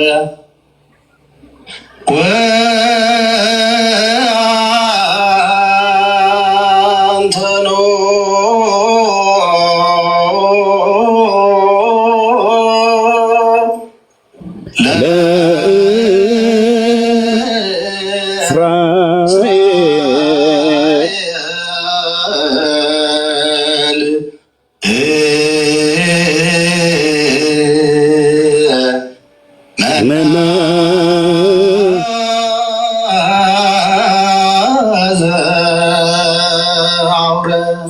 ውሸት በዜማ ተከሽና ስትመጣለ ማለት ነው። ያው ሚካኤል አንተ ነህ ለእስራኤል ልጆች መናን ያወረድከው ነው። አንተኑ ሚካኤል ዘአውረድ ከመና ለእስራኤል። ያው ብፁዕ አቡነ ናትናኤል በኦሮሚያ ክልላዊ መንግስት የምዕራብ ሸዋ ይመስሉኛል፣ አይ ቲንክ ባልሳሳት ምዕራብ ሸዋ አይ ቲንክ ብቻ ወይ የወለጋ ሊቀ ጳጳስ ናቸው። ድምፃዊ ተብለው የሚባሉት ጳጳስ ናቸው። እግረ መንገድ ማለት ነው። ደግሞ በእውነትም ድምፅ አላቸው። ግን እኛውን ድምፁ ላይ አይደለም። ውሸት በዜማ ተከሽኖ አሁን በቃ እንትን አዋፍት ሁሉ ዘነቡ ወረዱ። ነጠላህን አደግድገን ገረገራ ጥግ ስር ቁጭ ብለህ ውሸት በዜማ ተከሽኖ እንዲቀርቦልሃል። አንተኑ ሚካኤል ዘአውረድ ከመና ለእስራኤል በከመ መዓር ጡመ ፈድፋደ እየተባለ ማለት ነው። የህዳር ሚካኤል ነው። ለእስራኤል ልጆች መና ያወረደው ማን ነው? ወንድማችን ነው። ተፈጣሪ አይላክም ሚካኤል እንዴ? ማርያምም ትልካዋለች እኮ በእናንተ ቤት ነው። ማርያምም ብቻ አይደለችም እንዴ? ማርያምም ትልካቸዋለች፣ ሰንበትም ትልካለች። እናንተ ቤት መቀለጃ አይደሉ እንዴ? ኦርቶዶክስ ቤት ሰንበት እኮ ማለት እኮ ምንድን ነው? አታውቅም? ሰንበት እኮ ትልካዋለች ሚካኤልን። አዎ ለምን አይልከውም እኮ? ሰንበት ማለት የክርስቲያን ሰንበት እሁድ ቀን ሚካኤልን ትልካዋለች አይደል እናንተ ቤት? አዎ ሰንበት እኮ ማለት በእኛ ክርስቶስ ማለት ነው። አይ አይልም፣ ቀን ነው። የክርስቲያን ሰንበት ነው የሚለው አይደለም። አሁን የተጠየቀው መልስ ለእስራኤል ልጆች መና ነው ያወረደው ማለት ነው። ህዳር 12 የው አባቶች ከጳጳሳቱ ጀምሮ ነው ብለው የሚሉት ህዳር 12 ቀን ለእስራኤል ልጆች መና ነው ያወረደው። እሺ ከራሱ ነው መና ያወረደው። መናውን ሚካኤል አንተን ያወረድከው ብለዋል። ሮያል ፕሊስ እንትን ህዝቡን እንትን አትበለው። የምታውቀውን መልስ። የምታውቀውን ይሄንን ይከብድሃል። በእርግጥ ይሄንን አይከብደኝም። ምን መሰለህ ኤርሚ፣ ኦኬ ለእስራኤል ልጆች መናን ያወረደው ማን ነው? ፈጣሪያችን ነው፣ አምላካችን። ቴንኪው። እዚህ ማን ነው ብለው የሚሉት አባቶችህ እኮ በሚካኤል የተነሳ ለምሳሌ አባቶች እነማን ናቸው ነው ብለው የሚሉት? የእግዚአብሔርን ህዝብ መናን ያበላው ማን ነው ብለው የሚሉት? ሚካኤል ተልኮ ነው፣ በመላክ ነው እንጂ ሚካኤል ከየት ያመጣል? ኦኬ። ስለዚህ ማን ያወረደላቸው ለእስራኤል ልጆች መና? እግዚአብሔር ነው መናው የሚያወርደው። ሚካኤል ደግሞ ተልኮ ነው። ኦኬ። በሚካኤል እጅ ነው መናን አወረደላቸው ብሎ የሚለው መጽሐፍ ነው እንጂ መረጃ ስጠኝ። መረጃ እኮ አያስፈልገውም ኤርሚ። ለምን ታውቃለህ? ሚካኤል ከራሱ ምንም ሊያመጣ አይችልም፣ ምንም ነገር። በመላእክት እጅ መናን አበላቸው ብሎ የሚለውን ስጠኝ ነው ያልኩ። ኖ በፈጣሪ ይሄ አንዳንድ ጥያቄዎች አሉ አይደለ? አይተህ ዝም ብለህ መልስ የማያስፈልጋቸው ጥያቄዎች አሉ፣ ራሳቸው መልስ የሆኑ ጥያቄዎች። ሚካኤል ከየትም አምጥቶ መና እንደማያወርድላቸው የታወቀ ነው። ስለዚህ ሚካኤል መና አላወረደም እያልከኝ ነው? ኖ ፈጣሪ ልኮት መና አውርዶላቸዋል። መና ያወረደበትን ሚካኤል ፈጣሪ ልኮት መና አውርዶላቸዋል ሚካኤል ብሎ የሚለውን ስጠኛ። ታዲያ ክፍሉ ኖ አሁን ምሳሌ መና አውርዶላቸዋል ሲባል እኮ ሚካኤል ከራሱ እንዳላወረደ። አቤት የአባቶችን ውሸት ለመሸፈን የምትሄድበት ርቀት ሳላደንቀው አላልፍም። ግን መጽሐፍ እንደሚል ብራዘር ዘጸአት መጽሐፍ ምዕራፍ 16 ቁጥር 4 ላይ እግዚአብሔርም ሙሴን በሕጌ ሄዱ ወይንም አይሄዱ እንደሆነ እንድፈትናቸው እነሆ ከሰማይ እንጀራን አዘንብላችኋለሁ። ማን ያለው? እግዚአብሔር ሚካኤልን አይልም። ሚካኤል ሙሴን አይልም። ጌታ የእስራኤል አምላክ ንጉሳችንና አምላካችን ባሪያውን ሙሴን ለሕዝቡ በሕጌ ሄዱ ወይንም አይሄዱ እንደሆነ እንድፈትናቸው እነሆ ከሰማይ እንጀራን አዘንብላችኋለሁ። ሕዝቡም መጥተው ዕለት ዕለት የሚበቃቸውን ይልቀሙ ብሎ ትእዛዝ የሰጠው ማን ነው? እስኪ እግዚአብሔር በል። ሮያል እግዚአብሔር በል። እግዚአብሔር እንጀራ አዘንብላችኋለሁ ብሎ ያላቸው ማን ነው? እግዚአብሔር። ቴንኪው። እንዲህም ሆነ እንዲህም ይሆናል በስድስተኛው ቀን ያወጡትን ያዘጋጁት ዕለት ዕለት ከሚለቅሙት ይልቅ 2 እጥፍ ይሁን አለው። ሙሴና አሮንም ለእስራኤል ልጆች ሁሉ እግዚአብሔር ከግብፅ ምድር እንዳወጣችሁ ማታ ታውቃላችሁ፣ የእግዚአብሔርም ክብር ጠዋት ታያላችሁ። በእግዚአብሔር ላይ የማያንጎራጉራችሁትን ሰምቷልና በእኛም ላይ የምታንጎራጉሩ እኛ ምንድነን አሉ፣ ወንድማማቾቹ ማለት ነው።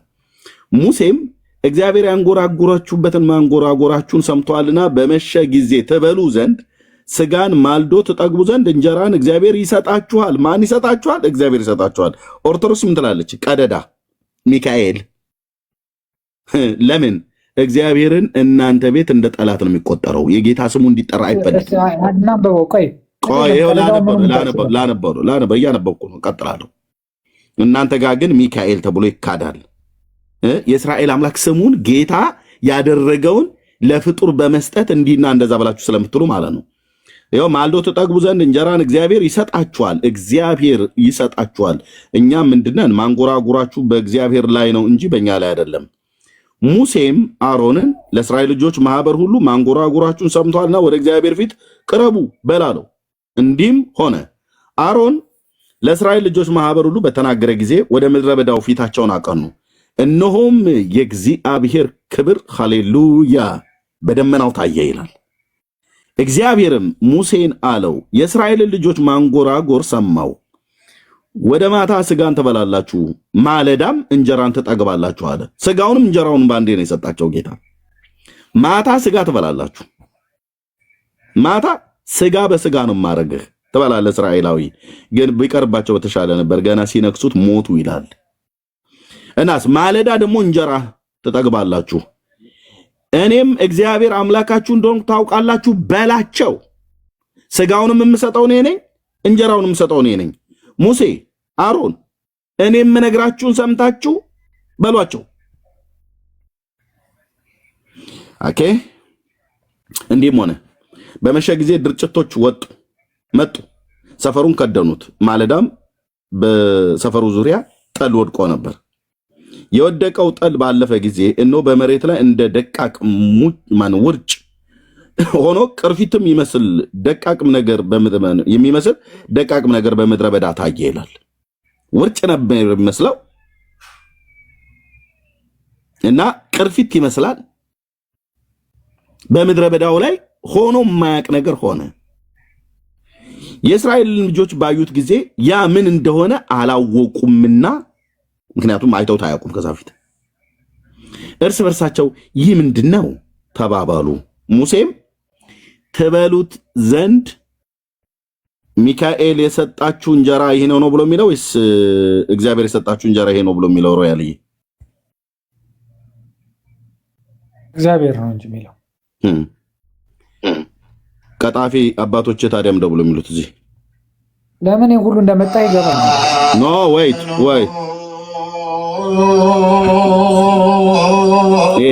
ቀሚሳም ትውልድ የውሸት ይዋሻሉ እንዴ? የነኩት የጌታን ክብር ነው። እንዲህ አይነት ቀሚሱን እየጎተተ የሚዋሽ ጳጳስ፣ ቀሚሱን እየጎተተ የሚዋሽ ራባይ፣ ፓስተር ኖ ወይት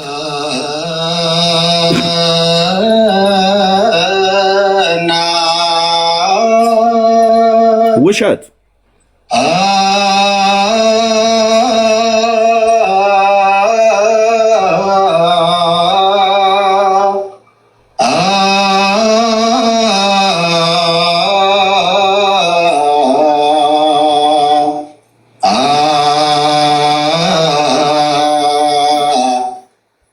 መና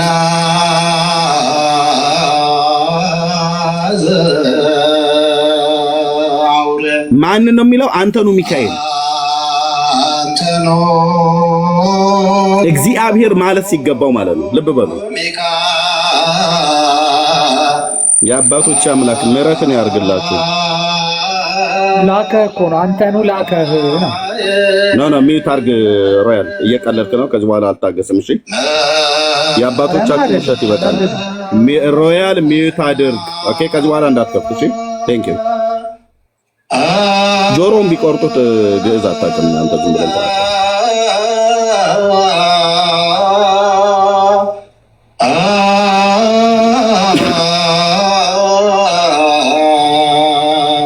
ሚካኤል አንተ ነህ ለእስራኤል ልጆች መናን የሰጠህ እያለ እየዋሸ ነው ጳጳሱ።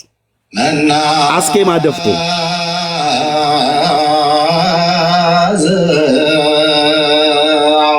ውሸት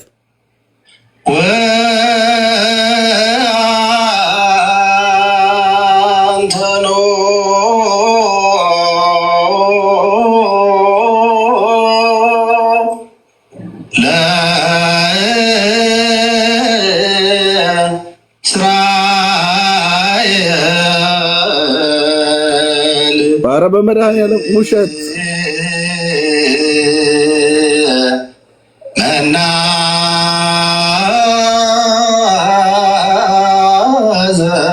ዘአውረ እጅ ከፍንጅ ጳጳሱ ሲዋሽ፣ አስኬማ ደፍቶ ሲዋሹ፣ ቀደዳ የውሸት ቀደዳ ሲቀደዱ ይልኝ ታላቁ ነቢይ ሙሴ የአባቶች አምላክ ያደረገው ይሄንን ነው። የእስራኤል ልጆች ባዩ ጊዜ ያ ምን እንደሆነ አላወቁም። እርስ በርሳቸው ይህ ምንድነው ተባባሉ። በታላቁ ነቢይ ፊት ማለት ነው። ምንድነው ብለው ሲሉ ሙሴ ሰማ። ከዛስ ሙሴም ይላል አዎ ትበሉ ዘንድ ሚካኤል የሰጣችሁ መና ወይንም እንጀራ ይህ ነው አለ። አላለም። ምድረ ፈልፈልቱ ሟርተኛ ሁሉ ማለት ነው እግዚአብሔርን ስለሚጠሉት ብቻ አምላኬ ስሙ እንዳይጠራ ብቻ እሱ ያደረገውን ለፍጡር ይሰጣሉ አላለም። ሙሴም የእስራኤል ልጆች ምን እንደሆነ ስላላወቁ ማለት ነው ምንድነው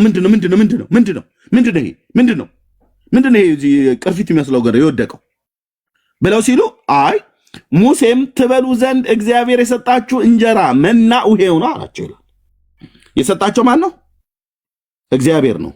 ኦርቶዶክስ ማን ነው ትላለች? ሚካኤል ነው።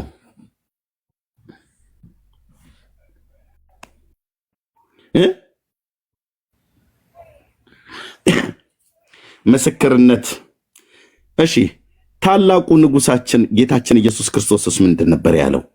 የእስራኤል ልጆች መጥተው ሙሴን የሰጠን ብለው በተናገሩ ሳለ በዮሐንስ ወንጌል መጽሐፍ ምዕራፍ 6 ላይ ራሱ ጌታችን ኢየሱስ ክርስቶስ ማን ነው የሰጣችሁ ነው ብሎ ያላቸው?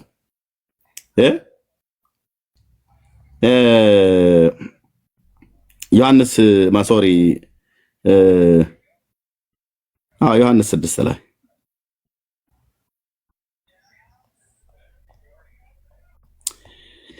እሺ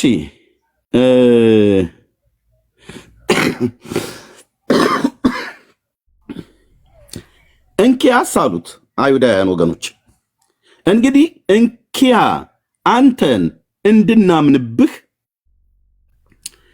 አንተ ምን ምልክት ታደርጋለህ? ምን ትሰራለህ? ብለው ጌታችን ኢየሱስ ክርስቶስን ጠየቁት አይሁዳውያን ወገኖች።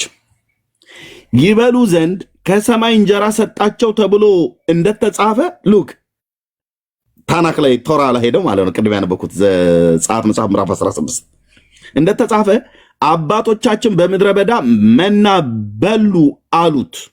ለኢየሱስ ነው ያሉት፣ ለጌታ ሲናገሩ ሙሴን የሰጣቸው ብሎ የሚል አስተምሮት ነበራቸው በአይሁዳውያኑ ዘንድ። ይህም ትክክል አይደለም። ሙሴ እንጀራ ሰጪ አይደለም፣ መላእክትም እንጀራ ሰጪ አይደለም። እና ከዛ ኢየሱስም አላቸው እውነት እውነት እላችኋለሁ እውነተኛ እንጀራ ከሰማይ የሚሰጣችሁ አባቴ ነው እንጂ ከሰማይ እንጀራ የሰጣችሁ ሙሴ አይደለም አላቸው። ሙሴ ነው ብለው ስላሉት ማለት ነው። አሁን የጌታዬን አባቴ ነው ብሎ ያለው ማን ነው? እግዚአብሔር አብን ነው። ጌታ ኢየሱስ የተናገረውና ሙሴ የተናገረውን ይልኛ። ሙሴስ እግዚአብሔርን የሰጣችሁ አለ። ኢየሱስስ ያ እግዚአብሔር እኔ አባቴ ነው ብዬ የምጠራው አባቴን የሰጣችሁ እንጂ ሙሴ አይደለም የሰጣችሁ። የሰጣችሁ ሙሴ አይደለም። ሙሴ እንጀራ ሊሰጥ አይችልም። አይሁዳውያኑ ሙሴ ነው እንጀራውን የሰጠን ብለው ይሉ ነበር። ሙሴ ደግሞ እግዚአብሔር ነው እንጀራ የሰጣችሁ ይላል ዘጸአት መጽሐፍ ምዕራፍ 16 ላይ። ኢየሱስ ደግሞ አባቴ ነው ያ ሙሴ እግዚአብሔር ነው ብሎ ያለውን አባቴ ነው የሰጣችሁ እንጀራውን ይላል ጌታችን ኢየሱስ ክርስቶስ ዮሐንስ ወንጌል መጽሐፍ ምዕራፍ 6 ቁጥር 32 ላይ ማለት ነው። ኦርቶዶክስ ከአይሁድም ከኢየሱስም ትምህርት ረቃ። ቢያንስ አይሁዳውያን እንኳን ብለው ሲሉ ሙሴ ነው ብሎ የሚሉት ምክንያቱም ይመራቸው የነበረ ነቢይ እሱ ስለነበረ ማለት ነው። ኦርቶዶክስ ግን ከዚህ የተለየ ማን የሰጣችሁ ብላ ትላለች? ሚካኤል። በሚካኤል ብታበቃ ብቻ ጥሩ ነበር። ኦርቶዶክስ ሚካኤል ብቻ አይደለም ብላ የምትለው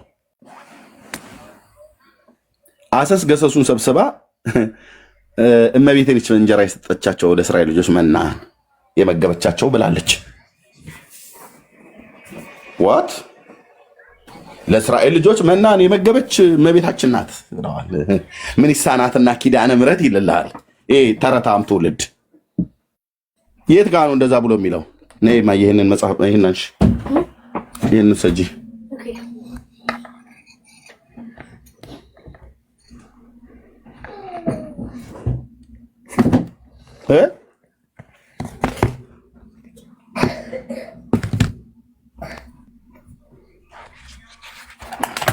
የህዳር ሚካኤልህን ነው የምናወራው። ቀስ እያልን እናዘግማለን። ሮያል ውሸትን ጭዳ እያረኩት ነው። ጭዳ የማን መጽሐፉ ምን የሚለው? አሁን የኦርቶዶክስ እናንተ መቼ እስራኤላውያኑ ሙሴ ነው የሰጣቸው እንኳን ብለው ቢሉ ከጌታ ከኢየሱስ ክርስቶስ ጋር ኦኬ ሙሴ ታላቅ ነብይ እንደሆነ ይታወቃል ብለው ቢሉ ከእናንተ ትንሽ ይሻላሉ። እሱንም ትክክል አይደላችሁም ብሎ ጌታችን ኢየሱስ ክርስቶስ አረማቸው። ሙሴ አይደለም የሰጣችሁ ሙሴ እግዚአብሔር ነው ብሎ ያለው እሱ አባቴ ነው አላቸው። አባቴ ነው የሰጣችሁ እንጀራ መናን ትበሉ ዘንድ ከሰማይ የሰጣችሁ። ሉክ ጌታ ኢየሱስና ሙሴ የተናገሩት ትክክል ነው። እስራኤላውያኑ የተናገሩት ሙሴ ነው ብሎ ይላሉ፣ ትክክል አይደሉም።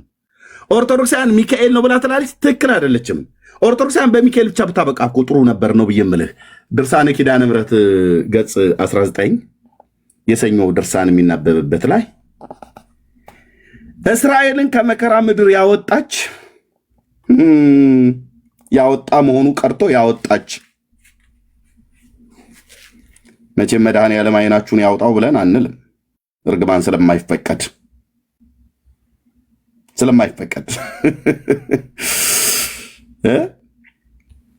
እስራኤልን ከመከራ ምድር ከግብፅ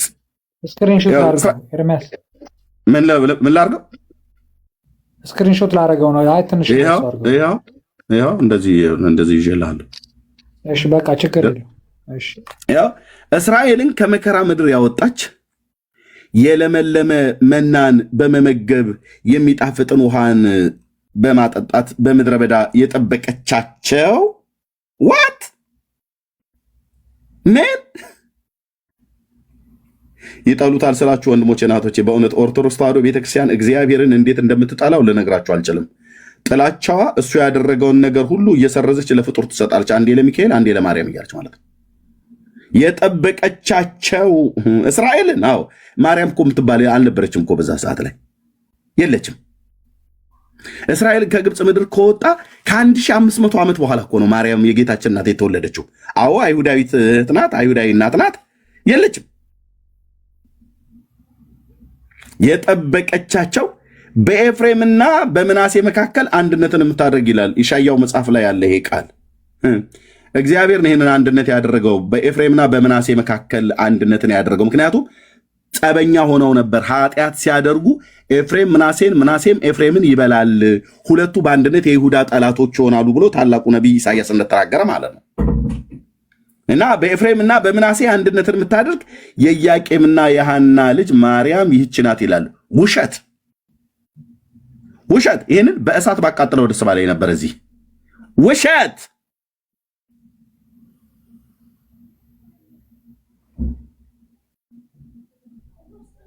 በኤፍሬምና በምናሴ አንድነትን ያደረገ ማን ነው? ጸብ ነበሩ፣ ተጣልተው ነበር። ሁለቱ ወንድማማቾች ናቸው፣ ኤፍራይምና ምናሴ ማለት ነው። የዮሴፍ ልጆች ናቸው። በእስራኤል ነገድ ውስጥ ሁለቱ ትልልቅ ህዝብ ነው። ኃጢአት ሲያደርጉ በእግዚአብሔር ፊት እግዚአብሔር በመካከላቸው ልክ በሁለተኛ ዜና መጽሐፍ ምዕራፍ 15 ላይ እንዳለው ማለት ነው ከተማ ከከተማ ወገን ከወገን ጋር ይዋጋ ነበር ተብሎ እንደተጻፈ ንጉሱ በይሁዳ ንጉስ በአሳ ዘመን በኦዴር ልጅ በአዛሪያስ በኩል ትንቢት መጥቶ የተነገረው ማለት ነው። ኦኬ ብሉይ ኪዳን የቀደመው ኪዳን የአምላኬ ቃል የማያረጀው ማለት ነው። እሺ 15ኛው ምዕራፍ ላይ ምን እንደሚሉት የእግዚአብሔር መንፈስ በኦዴድ ልጅ በአዛሪያስ ላይ ሆነ። አሳንም ሊገናኘው ወጣ፣ ንጉሱን ማለት ነው። እንዲህም አለው፣ አሳ ይሁዳና ብንያም ሁሉ ሆይ ስሙኝ፣ እናንተ ከእግዚአብሔር ጋር ስትሆኑ እርሱ ከእናንተ ጋር የሆነ ብትፈልጉት ታገኙታላችሁ፣ ማን ይገኝላችኋል፣ ብትተዉት ግን ይተዋችኋል። እስራኤል ብዙ ዘመን ያለ እውነተኛ አምላክና ያለ አስተማሪ ካህን ይኖሩ ነበረ። በመከራቸው ወደ እስራኤል አምላክ ወደ እግዚአብሔር ተመልሰው በፈለጉት ጊዜ አገኙት ይልና በዚያን ዘመን ለሚወጣና ለሚገባው ሰላም አልነበረውም። በምድር በሚኖሩት ሁሉ ላይ ታላቅ ድንጋጤ ሆኖ ነበር። ለምን እስራኤል ደነገጠ? አምላክ እያለው እንዴት ደነገጠ? ከአምላኩ ጋር ተጣላ። እስራኤል ማለት ዛሬ ተምሮ ነገ መልሶ የሚበድል ማለት ነው። ያ ማለት ከዓለም ሕዝብ ሁሉ የተለዩ እነሱ ኃጢአተኞች ስለሆኑ አይደለም፣ የሰውን መልክ የሚያሳይ ማለት ነው። እስራኤል ማለት የኔንም ያንተንም ያንችንም ያ ሁሉንም ሰው እንዲህ ነው። ድንጋጤ ሆነ። እግዚአብሔርም በመከራ ሁሉ ያስጨንቃቸው ነበረና አየው። ከዛስ ወገን ከወገን ከተማ ከከተማ ጋር ይዋጋ ነበር። ወገን ከወገን ኤፍሬምና ምናሴ ምንድን ናቸው? ወንድማማች፣ ሁለቱም የዮሴፍ ልጆች፣ በእስራኤል ውስጥ ትልልቅ ህዝብ ያላቸው ትልቅ ህዝብ ነው ያለው። ትልቅ ህዝብ ኤፍሬምና ምናሴን የሚያክል ህዝብ ያለው ሮቤል በለው፣ ስምዖን በለው፣ ሌዊ በለው፣ ይሁዳ በለው አበደን የለም። እነዚህ ትልልቅ ህዝብ ናቸው። በኢያሱ መጽሐፍ ምዕራፍ 17 ቁጥር 17 ላይም የእግዚአብሔር ቃል ሲናገር ቆይ እሰጥሃለሁ ፕሊስ ብሰማ በጣም ትጠቀማለህ ወንድም አለም።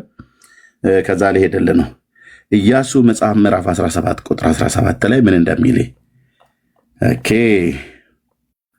17 ጃሽዋ ኢያሱም የዮሴፍን ወገን ለሚሆኑ ለኤፍሬምና ለምናሴ አንተ ብዙ ህዝብ ነህ፣ ጽኑም ኃይል አለህ፣ አንድ ዕጣ ብቻ አይሆንልህም ብሎ አለው። ምን አይነት ህዝብ ነህ? ብዙ ህዝብ ነህ። ኤፍራይምና ምናሴ ማለት ነው ወንድማማቾቹ። ኦኬ። እና ምን ሆኑ? ተበላሉ። የት? ኢሻያው 11 ኦኬ።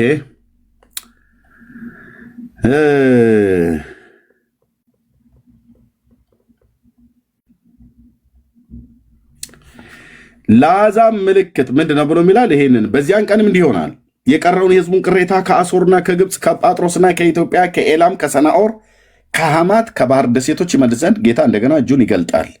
ለአሕዛብም ምልክትን ያቆማል፣ ከእስራኤል የተጣሉትን ይሰበስባል። ቴንኪው አባቴ፣ ቴንኪው እግዚአብሔር፣ ለዘላለም ስም ይባረክ። ከይሁዳ የተበተኑትንም ከአራቱም የምድር ማዕዘናቶች ያከማቻል። ቴንኪው የእስራኤል አምላክ ቅዱስ እግዚአብሔር፣ ገናናው ጌታችን። እንዲህ ነው እግዚአብሔር፣ የኤፍሬም ምቀኝነት ይርቃል አለ፣ ይሁዳንም የሚያስጨንቁ ይጠፋሉ። ኤፍሬምም በይሁዳ አይቀናም፣ ይሁዳም ኤፍሬምን አያስጨንቅም። ለምን የሚጨናንቁት የነበረው ኃጢአት መካከላቸው ሲነግስ እግዚአብሔር እንደዚህ በመከራ ያስጨንቃቸው ነበር ብሎ ያለው ቅድም ሁለተኛ ዜና መጽሐፍ ምዕራፍ 15 ላይ የነገርኳቸው ማለት ነው። ኃጢአት ስለሰሩ ነው። ኤፍሬም የዮሴፍ ልጅ አይደል እንዴ? አዎ። ከእስራኤል ነገዶች አንዱ አይደለ? አዎ። ይሁዳስ የሽማግሌው የአባታችን የያዕቆብ ልጅ አይደለ? አዎ። እና ምን ሆነው ነው እርስ በርስ ታዲያ የሚበላሉት? እግዚአብሔር በመከራ ሲያስጨንቃቸው። ለምን መከራ እናስጨንቃቸው? ኃጢአትን ሲያደርጉ እና ከዛስ አያስጨንቅም። በምዕራብም በኩል በፍልስጤማውያን ጫንቃ ላይ እየበረሩ ይወርዳሉ፣ የምስራቅም ልጆች በአንድነት ይበዘብዛሉ፣ በሞዓብና በአሞናውያን ላይ እጃቸውን ይዘረጋሉ፣ የአምኖን ልጆች ለእነሱ ይታዘዛሉ ብሎ ይናገራል። እሺ ምዕራፍ 11 አይደል? ምዕራፍ 9 ወይ ምዕራፍ 16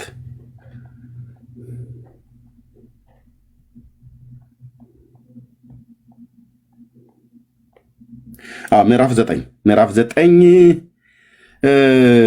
ቁጥር 19 ጀምሮ በሰራዊት ጌታ በእግዚአብሔር ቁጣ ቀን ምድር ትቃጠላለች፣ ህዝቡም እሳትን እንደሚበላው እንጨት ሆኗል፣ ሰው ለወንድሙም አይራራም። ለዚህ ነው ኤፍሬም ምናሴን ይበላው ነበር፣ አይራራም። እንዴ ይሁዳን ይበሉት ነበር በአንድነት፣ አይራራም። ለምን? የእግዚአብሔር በሰራዊት ጌታ በእግዚአብሔር ቁጣ ምድርን ታቃጥላለችና። ትልቁ የተፈራውና የተመሰገነው ጌታ ከሰማይ የእስራኤል አምላክ ከተቆጣ ብራዘር፣ ጓዳ፣ ጎርጓዳ፣ ዋሻ፣ ንቃቃት፣ የትም ግባ፣ ወደ ሰማይ ውጣ፣ ወደ ምድር ሂድ፣ የትኛውም ቦታ ላይ ማንም ከእጁ አያስመልጥህም፣ አያድንህም። የምትተርፈው በእውነተኛ ንስሐ ብቻ ነው የምንተርፈው። ያኔም አሁንም አንድ እዚህ ሶሻል ሚዲያ ላይ ያለ የሚያናፋ ሰው አለ። በመከራ ይቀጣል በቅርብ ታያላችሁ። ሕያው እግዚአብሔር ምስክር ቀልዷል። በሰራዊት ጌታ በእስራኤል አምላክ በእግዚአብሔር ስም ላይ ታያላችሁ። ለወንድሙ አይራራም። ለምን? እግዚአብሔር ስለተቆጣ። ሰውም ለወንድሙ አይራራም። ስለዚህ ሰው በቀኙ በኩል ይነቅላል፣ ይራባል፣ በግራ በኩል ይበላል፣ አይጠግብም፣ እያንዳንዱን የክንዱን ስጋ ይበላል ካለ በኋላ ምናሴ ኤፍሬምን፣ ኤፍሬም ምናሴን ይበላል። ዋት? ኤፍሬም ምናሴን? አዎ ኤፍሬም ምናሴን፣ አዎ ምን ይለዋል? ይበላዋል። ለምን? እግዚአብሔር በቁጣ ምድሪቱ ተቃጠለች። ለምን ተቆጣ ጌታ? ኃጢአት ሰሩ። ማን? ኤፍሬምም፣ ምናሴም፣ ይሁዳም፣ ሮቤልም፣ ዛብሎንም፣ ንፍታሌምም፣ አሼርም ዋቴቨር በሙሉ እስራኤል ከላይ እስከታይ በሙሉ ከዝንጀሮ ቆንጆ ምን ይመርጡ አይነት ሆነ። በሙሉ ጌታ አዘነ። እዛስ እነርሱም በአንድነት የይሁዳ ጠላቶች ይሆናሉ። ሁለቱ ደግሞ በአንድነት ሆነው ወንድማማቾቹ በአንድነት ሆነው ሁለቱን ጎሳ ሁለቱ ነገድ በአንድነት ሆነው ይሁዳን ለምን አናጠፋውም ብሎ በሚል ማለት ነው። እንዲህ ይሁዳም እኮ የእናንተ ወገን ነው።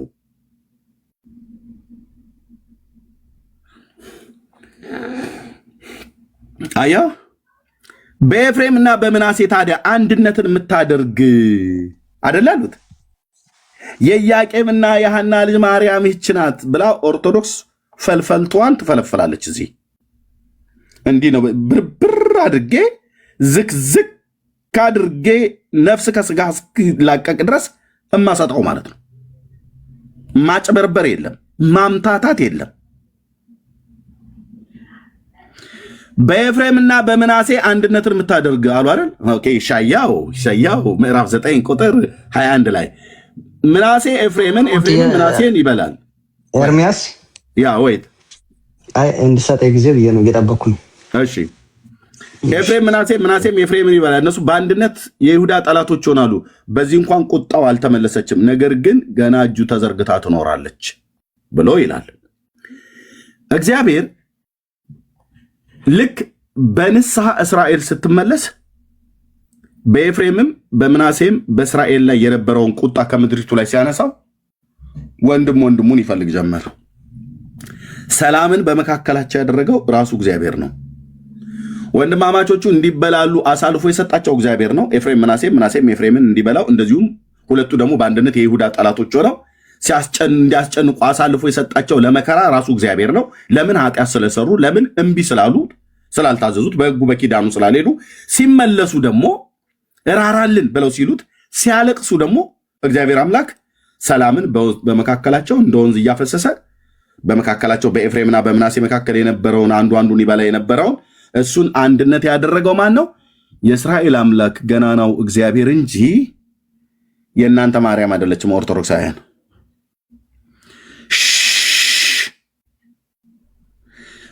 እስራኤልን ከመከበራ ምድር ያወጣው እስራኤልን ከመከራ ምድር ያወጣ በጸናች እጁ በበረታች ክንዱ ያወጣ የእስራኤል አምላክ እግዚአብሔር እንጂ የእናንተ ማርያም አይደለችም። የለመለመ መናን በመመገብ የሚጣፍጥን ውሃ በማጠጣት በምድረ በዳ የጠበቀቻቸው የእናንተ ማርያም አይደለችም? በምድረ በዳ የጠበቃቸው የለመለመ መናን በመመገብም የሚጣፍጥን የማራን ውሃ ያጣፈጠላቸው ከዓለት ላይ ውሃንን ያፈለቀ የአባቶች አምላክ እግዚአብሔር እንጂ የእናንተ ማርያም አይደለችም። ሮያልዬ ኦኬ፣ አይደለችም። በኤፍሬምና በምናሴ መካከል አንድነትን ያደረገችው ማርያም አይደለችም፣ እግዚአብሔር ነው።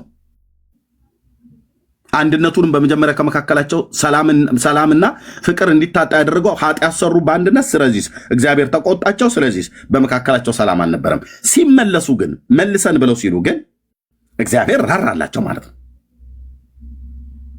ኤፍሬምን ለምሳሌ ያለውን ላሳይና ከዛ ለሮያልና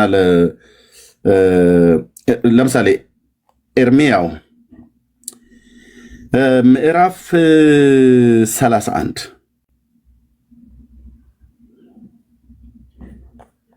ቁጥር 16 ጀምሮ ላንብቦ። እሺ አዎ፣ እግዚአብሔር እንደዚህ ይላል። ኤፍሬምን መልሰይ ብሎ እንዴት እንዳለው እግዚአብሔር ማለት ነው። እግዚአብሔር እንደዚህ ይላል፣ ድምፅሽን ከለቅሶ ዓይንሽንም ከእንባ ከልክይ፣ ለስራሽም ዋጋ ይሆናል፣ ከጠላትም ምድር ይመለሳሉ አላት። ለፍጻሜሽ ተስፋ አለ ይላል እግዚአብሔር፣ ልጆችሽም ወደ ዳርቻቸው ይመለሳሉ። ኤፍራይም ከወንድሙ ጋር ሲበላለ የነበረው ኤፍራይም የሰሜኑ ክፍል 10ሩ ነገድ ኤፍራይም ቀጣኝ፣ እኔም እንዳልተገራ ወይፈን ተቀጣው። አንተ አምላኬ ነህና መልሰኝ እኔም እመለሳለሁ ብሎ አለ ይላል። አየ መልሰኝ እኔም እመለሳለሁ ብሎ ሲል ወደ ሰራዊት ጌታ ወደ እግዚአብሔር በብርቱ ሲመለሱ እግዚአብሔር በኤፍሬምና በምናሴ መካከል ያለውን ጥልን ሁለቱ ደግሞ በአንድነት የይሁዳ ጠላቶች የሆነው የነበሩትን ሁሉ እግዚአብሔር ከመካከላቸው አነሳላቸው እና አንድነትን ያደረገው በኤፍሬምና በምናሴ መካከል ማን ነው? የእስራኤል አምላክ ገናናው እግዚአብሔር ቅዱሱ ጌታ ለዘመናት የተመሰገነውና የተፈራው አባት ነው ያደረገው። ኖት የእናንተ ኪዳነ ምሕረት ኦርቶዶክስ፣ ኖት የእናንተ ቅዠት። በኤፍሬምና በምናሴ መካከል አንድነትን የምታደርግ የኢያቄምና የሐና ልጅ ይህች ናት ትላላችሁ በሌለችበት ዘመን። እናስ እንዳልተገራ ወይፈን ተቀጣው። አንተ አምላኬ ነህና መልሰኝ እኔም እመለሳለሁ። ከተመለሱ በኋላ ተጸጸቱ። ከተመለሱ በኋላ ጭኔን ጸፋው፣ የብላቴነቴን ስድብ ተሸክሜያለሁ። አፈሩ፣ ተዋረዱ ብሎ ሲያለቅስ ሰማሁ ይላል ጌታ በነቢዩ በኩል ሰማሁ። ማን? ኤፍራይም። ማን? 10ሩ ነገድ እስራኤል። አፈሩ፣ ተዋረዱ ብሎ ወደ አሶር ተማርኮ በሄደበት ጊዜ ሰማሁ ይላል። መስማት ብቻ አይደለም፣ በእውነት ኤፍሬም ለኔ የከበረ ልጅ ነውን ይላል። ጥያቄ ምልክት። መልሱ አዎ ነው። አዎ ኤፍሬም እንዴ ኤፍራይምንማ በደንብ በአያትየው በያዕቆብ በኩል እጁን አመሳቅሎ በግብፅ ሳለ ዮሴፍ ገና በሕይወት አለ ተብሎ በተባለበት ሰዓት ላይ በሽማግሌው በኩል እኮ ባርኮታል እግዚአብሔር። ታላቅ ልክ ነው። የከበረ ልጅ ነው። ትንሽ ነው ግን የከበረ ልጅ ነው። ትንሽ ነው ግን በኩር ነው። በያዕቆብ በአባታችን በኩል እጁን አመሳቅሎ ጭኖበት ባርኮታል። አዎ ጌታ ጥያቄን የሚጠይቀው የእስራኤል አምላክ ሰውንም ይጠይቃል። አንተ እሱ እንደምጠይቀው እኛን ይጠይቃል። መልስ። በእውነት ኤፍሬም ለእኔ የከበረ ልጅ ነውን? መልሱ አዎ ነው መልሱ። ወይስ የተወደደ ሕፃን ነውን? አዎ የተወደደ ሕፃን ነው ጌታዬ። በእርሱ ላይ በተናገሩ ቁጥር አስበዋለሁ አላለም እግዚአብሔር። ማለት ኤፍሬም ሲነሳ እስራኤል ሲባል አስበዋለሁ እኮ እያለ ነው እግዚአብሔር። ማለት አልረሳሁትም፣ አልጣልኩትም፣ አልተውም፣ አልጥለውም፣ አልረሳሁትም፣ አስበዋለሁ።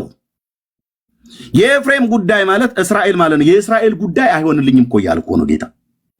ስለዚህ አንጀቴ ታውካለች ይላል ሰው። አንጀቴን በላው፣ አንጀቴ ታወከ ብለን እንደምን በሰውኛ ቋንቋ አገላልጥ ማለት ነው። ታውካለች።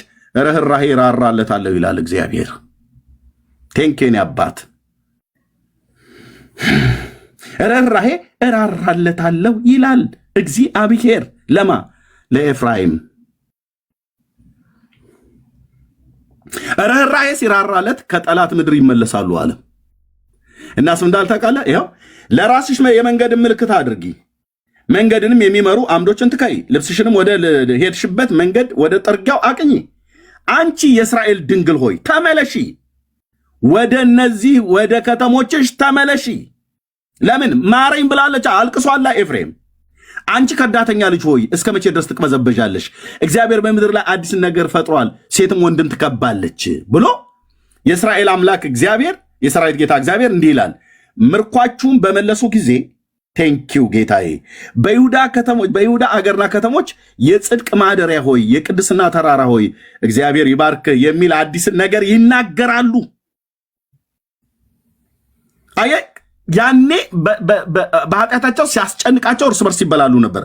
ለጠላት ምድር አሳልፎ ሰጣቸው እግዚአብሔር።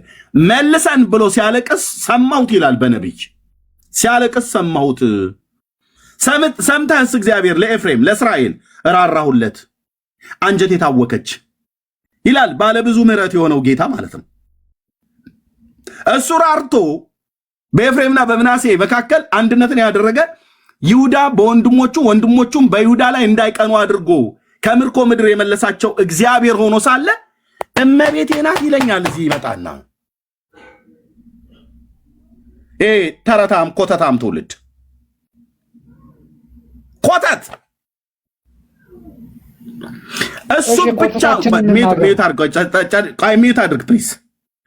እሱ ብቻውን መራው፣ ከእርሱ ጋር አምላክ አልነበረም ይላል ታላቁ ነቢይ ሙሴ በዘዳግም መጽሐፍ ምዕራፍ 32 ላይ በምድር ከፍታዎች ላይ አወጣው፣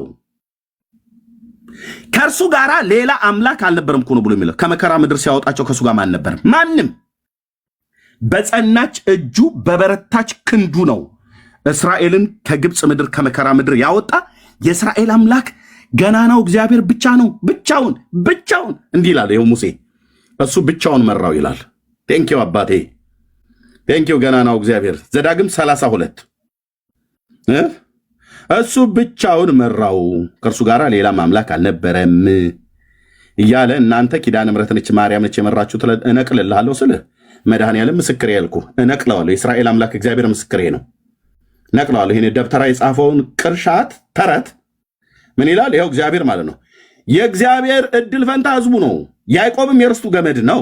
በምድረ በዳ በጥማት የንፋስም ጩኸት በሞላበት ውድማ አገኘው። ማንን? እስራኤልን። ከዚያስ ከበበው። ማንን? እስራኤልን። ማ? እግዚአብሔር ማለት ነው። ተጠነቀቀለት። ማ? እግዚአብሔር። ማንን? እስራኤልን።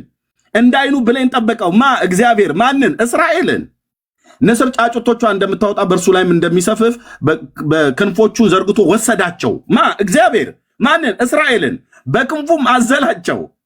ኦኬ እግዚአብሔር ብቻውን መራው፣ ከእርሱ ጋር ሌላ አምላክ አልነበረም ይላል። ሃሌሉያ። ብቻውን መራው። ብቻውን ነው ከመከራ ምድር ያወጣው።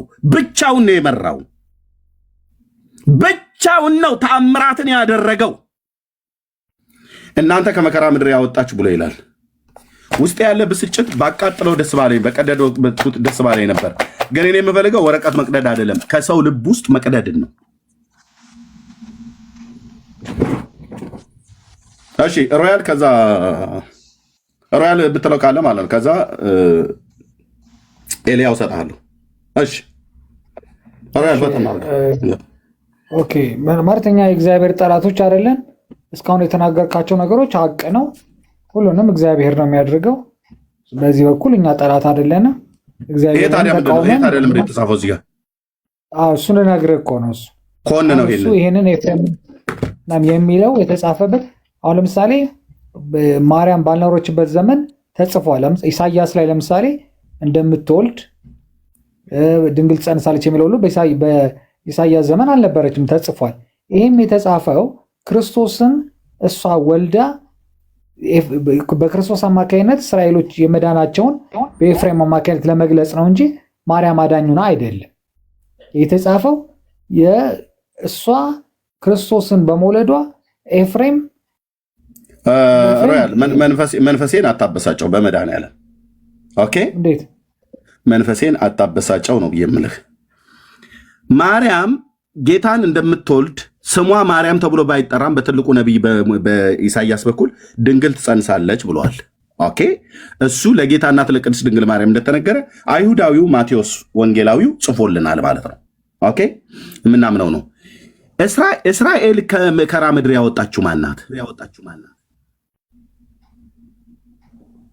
ኮንነው ይህን መጽሐፍ ማን ያወጣቸው? እስራኤል ከመከራ ምድር አለቀ። ይሄ መጽሐፍ ውሸታም ነው ውሸት አይደለም። ታዲያ ድርሳነ ኪዳነ ምሕረት በገዳም የታተመው ቅዱስ አዘጋጁ ቅዱስ ናኩቶ ለአብ ደብር ሰበካ ጉባኤ ማለት ነው። በቤተክርስቲያኒቱ በገዳም የተዘጋጀ ይሄን መጽሐፍ ኮንነዋ እስራኤልን ከመከራ ምድር ያወጣ አምላካችን እግዚአብሔር ገናናው እግዚአብሔር የተፈራውና የተመሰገነው ጌታ ከሆነ ኮንነው ይሄንን ፈልፈልቱ ጽሑፍ ማለት ነው እኮ። ለምሳሌ አሁን እኔ ያልኩት ነገር ካልሆነ ትክክል ካልሆነ እኔ ችግር የለብኝም። ሌላ ኦርቶዶክሳውያን ሊያስተካክሉት ይችላሉ። ይሄንን ከመከራ ምድር ማርያም አወጣች ብለህ ትላለህ አንተ? አትልም። መናንያ የመገበችው እሷ ናት? ኖ እግዚአብሔር ነው የመገበው። እግዚአብሔር ነው። ቅድም አሳይቻለሁ። ክርስቶስ ኢንክሉድ ለማድረግ የተጠቀመበት ሊሆን ይችላል። ሁልጊዜም ሊሆን ግምት ነው። በቃ ሚዩት አድርገው። ግምት ነው። ለምን ሚዩት ላድርግ? ሀሳቤ ልጨርስ እንጂ። እሺ። አይ ግምት ሊሆን ይችላል እያልክ ማለት ነው። አይ ግምት አይደለም። በዛ ዘመን ማርያም አልኖረችም እኮ እንኳን አይደለም እኮ ባልኖረችበት ዘመን ይኸው ከመከራ ምድር ያወጣች ብለው አሉ እና የለመለመ መናን በመመገብ የሚጣፍጥን ውሃ በማጠጣት በምድረ በዳ የጠበቀቻቸው ብላ ትላለች ኦርቶዶክስ። በምድረ በዳ የጠበቃቸው የእስራኤል አምላክ እግዚአብሔር ሕዝቡን ነው እንጂ ኤርምያስ ይኸውልህ ይህንን ነገር ያለችው ኦርቶዶክስ በዛ ኢየሱስ ክርስቶስ ከማርያም እንደሚወለድ ሚዩት አድርገው እኔን ሚዩት አድርገው እወድሃለሁ መንፈሴን አታበሳጨው። እኔ በውሸት በፍጹም እግዚአብሔር እንደማይከብር ስለማቅ የእርሱ አገልጋይ ነኝና በውሸት አታበሳጨኝ። ብራዘር አየው በጣም የምትሄድበት መንገድ ለመሸፋፈን ለመደባበቅ የምትሄድበት መንገድ እንዲህ አይነት ፍጥጥ ያለ እግዚአብሔር ያደረገው በቃሉ ላይ ተጽፎ ሳለ ከመከራ ምድር ያወጣቸው እሱ ነው። በምድረ በዳ መናን ያበላቸው እግዚአብሔር ነው። የሚጣፍጥን ውሃ ያጠጣቸው የማራን ውሃ እንዲጣፍጥ ያደረገላቸው እግዚአብሔር ነው። ከአለት ላይ ውሃን ያፈለቀ እግዚአብሔር ነው። በያዕቆብ በምናሴና በኤፍሬም መካከል አንድነትን የሚያደርግ እግዚአብሔር ነው። እናንተ ግን ማርያም እች ናት ብላችሁ ተዋሻላችሁ፣ እንደ ህዝብ እንደ ቤተክርስቲያን ማለት ነው።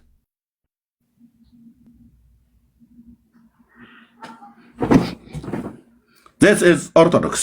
እሺ ኤልያው ሌላ ኦርቶዶክሳዊ ይናገርሽ። ኦኬ ያ አስገባና ንጉቡ በላቸው ይግቡ አስገባላለሁ። ሰላም ኤርሚያው። እሺ አንደኛ ተናገር እስቲ። እኔ ያልኩትን አሁን ያወራውን ነገር እሱ እኔ ባልኩት መልኩ ነው ወይስ እስራኤላዊ ነው ይነግርሃል ማለት ነው። ኤልያውን እስራኤላዊ ስለሆነ ማርያም ነች መርታ ያወጣችን ያጠጣችን የመገበችን ብሎ ካለ እኔና ኤልያው እዚህ እንከታከታለን። ይናገራል ኤርሚያው እኔ ጥያቄ የምጠይቅ የአማርኛው መጽሐፍ ቅዱስ ምናልባት እንዳለው ብዬ ነው የምጠይቅህና ለምንድን ነው የዕብራይስጡ በቶራ ላይ የነቢያት ስም አልተጠቀሰም? ማለት የነቢያት ሳይሆን የመላእክት ስም በአምስቱ ቶራ መላእክቶች ስም የላቸውም እና ሚካኤል ነው መና ያወረደላቸው ሲሉ በቶራ ላይ አንድም መልአክ ስሙ አልተታወቀም። የእግዚአብሔር መልአክ ተብሎ ነው እንጂ የተነገረ ዕብራይስጡ የለም።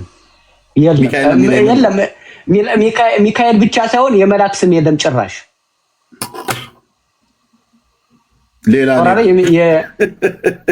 ሌላ ሌቭል ቶራ ላይ ኦርቶዶክስ አይደለም እንደ ሰውዬ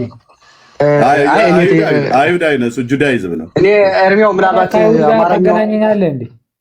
አማርኛው ሊሰጥ እንዳለበት ብዬ ነው። በስርዓት ቆይ አንዴ ኤልያው ቆይ ሮያል በስርዓት ነው የምታወራው። ኤልያውን እንዳትሳደብ። አልሰደብኩትም። ማስታወቂያ ነው የምነግርህ። እኔ ማንንም ፈርቼ ሳይሆን ማስታወቂያ ነው የምነግርህ። የአይሁድን ሕዝብ በሃይማኖቱ፣ በባህሉ፣ በቋንቋው አንዳች ነገር እንዳትናገር። ቴንክ ዩ። እዚህ እኔ ቤት መጽሐፉን ሰጠንና እንናገራለን። እሱን ሪስፔክት አድርገህ ማውራት አለብህ። በሀሳብ ላይ ግን ከሆነ ሞግት እንደ ክርስቲያን እሱ ጁዳይዝም ነው ከኛ ጋር አንድ መሰለኝ ነው እንጂ እኔ ለምንድን መጽሐፉ ከዛ የመጣው መጽሐፍ እንዴት ተቸዋለሁ? ራይት ያ አሁን ኤልያው መቀጠል ትችላለህ። እሺ በቶራ ላይ የመላእክት ስም የለም ነው ብለህ ያልከው ማለት እኔ አማርኛውን አላውቀውም።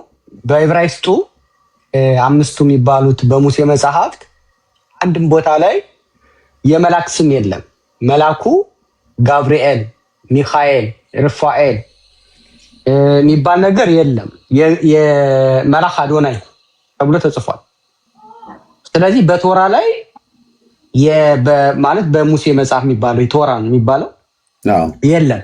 አማርኛው ላይ ምናልባት ስህተት አለበት ወይ? ሚካኤል የሚባል መልአክ አለ በአማርኛው? የለም። ሚካኤልም አይልም። ያው እንትን ቶራ ላይ ሚካኤል ብሎ የሚል የለም። ገብርኤልም ብሎ የሚል አንተ እንዳልከው አማርኛውም ላይ የለም።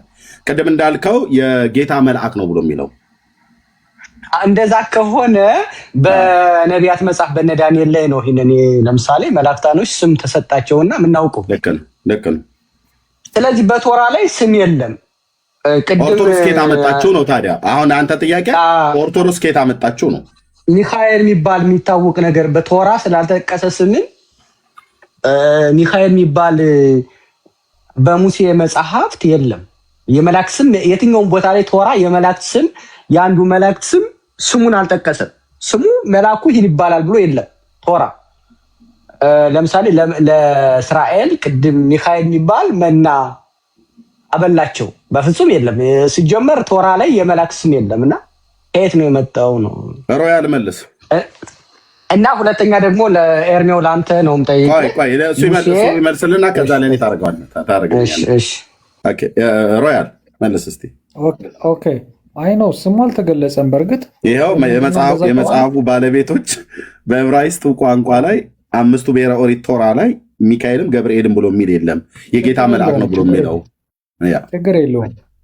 ለምሳሌ አንድ ሰው ስራው ለምሳሌ ወታደር ቢሆን መቶ አለቃ ቢሆን መቶ አለቃ ብለህ ከገለጽከው ስሙን ባትገልጽም ምንም ማለት አይደለም።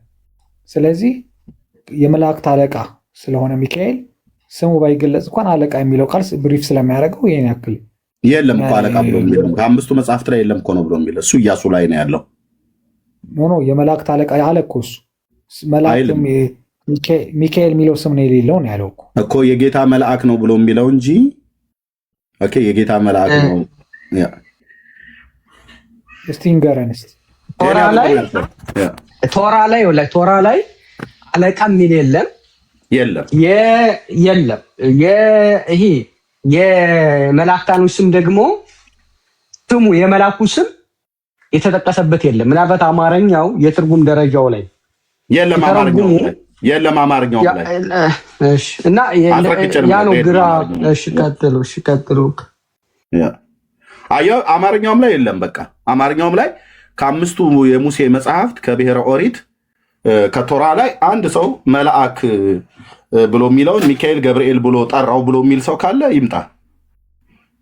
ኦኬ ሱራፌልና ሱራፌል አልኩኝ ኪሩቤል የሚባሉት ግን ተጠቅሰዋል በዘጸአት መጽሐፍ ላይ በምዕራፍ 10 ቁጥር 25 ላይ ማለት ነው እና በሌሎችም ክፍል ላይ ተጠቅሰዋል ኪሩቤል ማለት ነው። እሱማ እኮ አለ እንትኑንም መዝጋታቸው ገነት ሲዘጉ ኪሩቤል ዘግተውታል። ኪሩቤል ዘጋ እነሱ አሉ ግን ሚካኤልና ገብርኤል ብሎ የሚል የለም። የመላክ ስም አለ ወይ? እነዚህ ውጭስ ሌላ መላክ አለ ወይ ነው? አማርኛው ስማቸው የተጠቀሰ የለም። ስማቸው የተጠቀሰ አይደለም። ሚካኤል ዋት ሊቀ መላክ አይደለም። ስማቸው የተጠቀሰ የለም መጽሐፉ ላይ ሙሴ መጽሐፍት ላይ ነው ብለን የምንለው እንጂ ሚካኤል የመላእክት አለቃ አይደለም ብሎ ያለ የለም። ሚካኤልማ የመላእክት አለቃ መሆኑን የአዲስ ኪዳን መጽሐፍትም ይናገራል፣ የብሉይ ኪዳን መጽሐፍት ይናገራል። ዳንኤል ላይ እኮ አለ ብሎ እኮ ቅድም ዳንኤል ላይ አለ እኮ ብሎ ቅድም እኔም ነገርኩ ኤልያውም ነገርህ ማለት ነው። ሚካኤልም ገብርኤልም ተብለው በዳንኤል መጽሐፍ ላይ ራሱ ስማቸው እንኳን ተጽፏል በምዕራፍ 10 ላይ ማለት ነው። ሁለቱ መላእክት በአንድነት የጌታ መልአክ ናቸው፣ ምንም ጥርጥር የለው። ከዋነኞቹ አንዱ መሆኑ ይታወቃል። ሚካኤል የመላእክት አለቃ መሆኑ ይታወቃል። ምንም ጥርጥር የለም። እግዚአብሔር ቃል ይናገራል። ግን እዛ በአምስቱ የሙሴ መጽሐፍት ላይ እናንተ አሁን አንተኑ ሚካኤል ዘአውረድ ከመና ለእስራኤል እያሉ አባቶቻችሁ በሚዋሹት ውሸት ውስጥ እንደዛ ተብሎ የተጠቀሰ የለም። መናንም ለእስራኤል ልጆች ያበላው እግዚአብሔር ነው፣ ሙሴ አይደለም። ኦርቶዶክስ እኮ ሙሴ ብቻ ማሶሪ ምንድነው ሚካኤል ነው እኮ ብቻ ብላ አይደለም ታቆመው፣ ማርያምም ነች ያበላቻቸው ነው የምትለው። አለየላትም ኦርቶዶክስ አለየላትም። አየህ ሲፈልጋት ሚካኤል ነው ትላለች፣ ሲፈልጋት ማርያም ነው ትላለች፣ ሲፈልጋት እግዚአብሔር ነው ብላ ትላለች፣ ሲፈልጋት ደግሞ ነገ እንትና መጥቆራም ነው ያበላቸው ብላ ልትል ትችላለች። አለየላትም።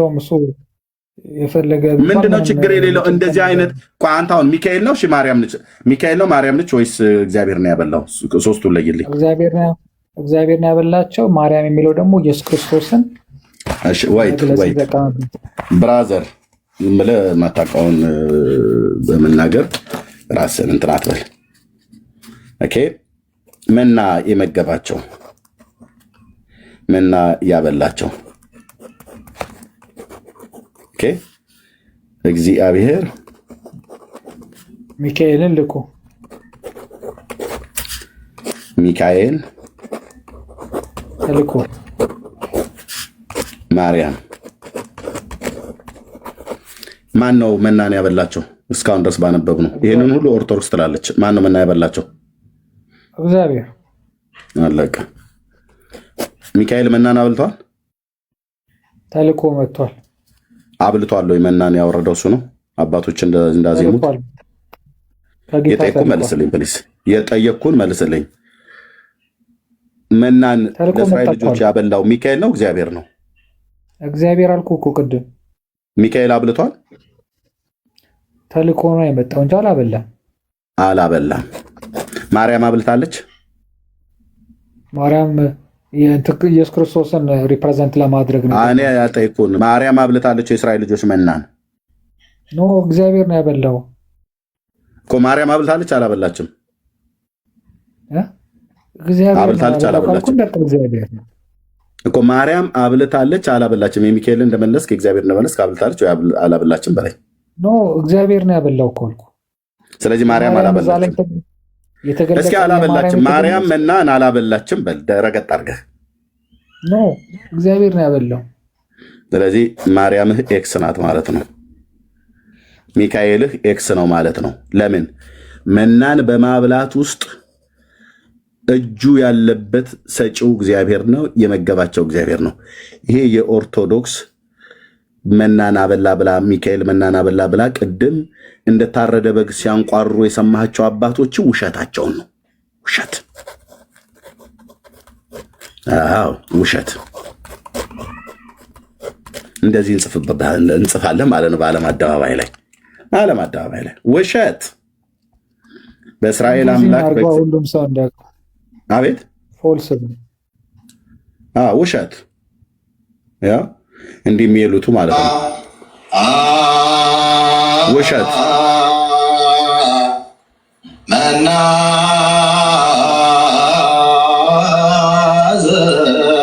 ዘአውረ አንተኖ ሚካ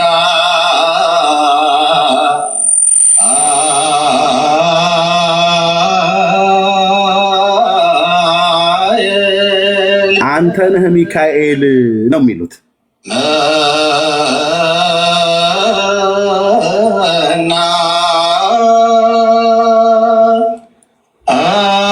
ሽሽ አፎትን ያዙ፣ አፎትን ያዙ። እንደዚህ አይነት ውሸት አፋችሁን ያዙ። ደግሞ እኮ በተረት ምስጥ ብሎላል። የኛው ጣሪያ ጣሪያ እያዩ ነው ይለውል ውሸት። ቀደዳ ይቀዳሉ፣ እዚህ ደግሞ ምስጥ ብሎ ጣሪያ ጣሪያ። እንደዚህ አይነት ነገር እናንተ እግዚአብሔር እኮ ብቻውን እኮ ነው የመራው። እስራኤልን እኮ እግዚአብሔር ብቻውን እኮ ነው የመገበው። ከእርሱ ጋር እኮ ማንም አምላክ አልነበረም እኮ ነው ተብሎ የተባለው። ሙሴ እንኳን አብይ እኮ አይደለም። አንተ ያ ታላቅ ነቢይ እንደሱ የተነሳ ነቢይ የለም በምድር ላይ። ያ ታላቅ ነቢይ እንኳን አንዳችም ያደረገው ነገር የለም። ያደረገው ነገር በሙሉ ከሕያው ከእግዚአብሔር ከአምላካችን መለኮታዊ ጸጋን ተቀብሎ ነው ያደረገው፣ በእግዚአብሔር ኃይል ማለት ነው። በውሸት ይሁን ልምስጥ ብለውልሃል። እሳቸው ያዋሻሉ፣ እነኚህ ጣሪያ ጣሪያ ይውልሃል። ኤርሚያው አንድ ጥያቄ ልጠይቅህና ቅድም ይሰማሃል? ኤርሚያው ቆይ ጠይቀኛለህ። ስለዚህ የኦርቶዶክስ ውሸት መቆም አለበት። እንደዚህ አይነት ውሸት ሲዋሹ ዝም ባትበል። ህዳር ሚካኤል ላይ አንደኛው የህዳር ሚካኤል የሚከበርበት ነው። የሰኔ ሚካኤል የሚከበርበት ምንድነው ብሎ የሚለው ህዳር ሚካኤልን በዚህ እንዘጋዋለን። ወደ ባህራን ደብዳቤ እንመጣለን። በኋላ ኤልያው ይጠይቅና እህቶችና ወንድሞች የሚሉት ነገር ካለ ብለው ወደ ሰኔ ሚካኤል እንመጣለን ማለት ነው። እሺ ቆይ አንዴ ግን መካከል ላይ ገባህብን ኤልያው ፕሊስ። እኔ ዛሬ ኦርቶዶክሳን ነው ዛሬ የምፈልገው። እሺ የህዳር ሚካኤል በዚህ ተዘጋ። እልቅና ያገኘበት ዙፋን ላይ የተቀመጠበት ቀሚስ የቀየረበት እያላችሁ ህዝቡን የምታምታቱት ኦርቶዶክስ አቁሙ። ስቶፕ። ሚካኤል የመላእክ አለቃ መሆኑ እናውቃለን። መቼ ቀን እንደተሾመ በወርሃ ህዳር በ12ኛው ቀን ብሎ የሚል ምንም አይነት መረጃ የለም። ታላቁ ነቢይ ሙሴ እንኳን አልጻፈም። አንተ 5ቱን መጽሐፍ ሲጽፍ የመጀመሪያ መጽሐፍቶች እነሱ ናቸው። የለም ቀሚሱን ያወለቀበት ሰይጣን ተሽሮ ሚካኤል የነገሰበት ዙፋን ላይ የተቀመጠበት ይሄ አርቲቡርቲ ተረት ነው። ሚካኤል የመላእክት አለቃ መሆኑ ይታወቃል። መቼ ነው የተሾመው? እንዴት ነው የተሾመው? የምናውቀው ነገር የለም። እግዚአብሔርን የሾመው ምንም ጥርጥር የለም። ግን ህዳር 12 ተሾመበት ብላችሁ የምትሉት ውሸት። አንዳንዱ ቀን ምክንያት አለን። የለም የላችሁ። እናንተ ልትበሉ ሮያል የደረስኩበት አብሬ ሆኜ እኔም ቀፈቴን ሞላበት የነበረው የዓመቱ የወሩ እየተባለ የሚበላበት መብል የምትበሉበትና መጠጥ የምትጠጡበትን ነገር በጣም ነው ያመቻቻችሁት። በዚህ አቅጣጫ እኛ ጴንጤዎቹን እንደውም ፉዞ የሆኑ ህዝቡን መቼ እንበላለን እኛ። ሴቶቹም ሲመጡ እየተንጦለጦሉ መጽሐፍ ቅዱስ ብቻ ይዘው የሚመጡት ወደ ቸርች ሲመጡ የኛ ሴቶች። እናንተ ጋር እናቴ እንዴት እንደሚበላ እንዴት እንደምትጠጡ ታውቁበታላችሁ። በዚህ በልጣችሁናል። ኦርቶዶክሳውያን በዚህ በልጣችሁናል። ኦርቶዶክሳውያን በዚህ በልጣችሁናል። የጴንጤውን አገልጋይ በሙሉ በዚህ በልጣችሁናል። ህዝቡ እንዴት እንደምትበሉ ታውቃላችሁ። ሚካኤል የተሾመበት ዙፋን ላይ የወጣበት በለክ ውሸት ቀደዳ እየቀደዳችሁ ለህዝብ ትናገራላችሁ። ሚካኤል መናን የመገበበት የእስራኤል ልጆች የመራበት በከመ መዓር ጡመ ፈድፋደ እያሉ ሌሊቱን ሁሉ ህዝበ ክርስቲያኑ ምን ይላል? በቃ አቤት እንደው እኮ ዜማ በዚህ ቤተክርስቲያን ውስጥ ያለ እርጋታው ደስ ሲል አቤት ትምናም ነገር ይላል። ውሸት አንተኑ ሚካኤል ዘአውረድ ከመና ለእስራኤል ሮያል ሚዩት አድርገው ፕሊዝ። ሮያል ሚዩት አድርገው ፕሊዝ። አይደለም እኔ ኮማንድ እንዳወራ እድል ስጠኝ እንጂ ሰጥቻለሁ። ህዳር ሚካኤል መናን የመገበው ማን ነው ብዬ ስል ይኸው አሁን ተማምነናል። እግዚአብሔር ነው ብለህ አልከኝ። እውነት ነው። ሚካኤል ውሸት ነው። ማርያም ውሸት ናት። እጅ ከፍንጅ በቃ ከዚህ ውጭ እኮ አለቀ። ምን የምጨምረው ነገር ካለ እሰጥሃለሁ። ውሸት ነው። እግዚአብሔር ነው መናን ያበላው ለእስራኤል ልጆች። ህዳር 12ን አንዱ የምታከብሩበት የህዳር ሚካኤል ይሄ ውሸት ነው። ስለዚህ ህዳር ሚካኤል የሚባለው የኦርቶዶክስ የውሸት በዓል እንጂ መጽሐፍ ቅዱሳዊ በዓል አይደለም። 4 ነጥብ። ፊርማዬን አኑሬበታለሁ። አንድ ቄስ መጥቶ አንድ ዲያቆን በስህተት መጥቶ ይሄን ነገር ትክክል አይደለህም ብሎ የሚል ሰው ካለ ይምጣ ይግባ። ይኸው ሮያል ባለበት ደቂቃ ይዞ እኔና እሱ ያ ሰው ከፈለገ ቤት ማድረግ እንችላለን። ደቂቃውን ሮያል ይይዛል፣ ቤቱን ይመራዋል ማለት ነው። ኦርቶዶክሳዊ ሮያል ይመራዋል። አንድ ቄስ በስህተት ለሞት መድኃኒት ይፈለጋል። አንድ ዲያቆን ኤርሚያስ አሁን የምትለው ውሸት ነው።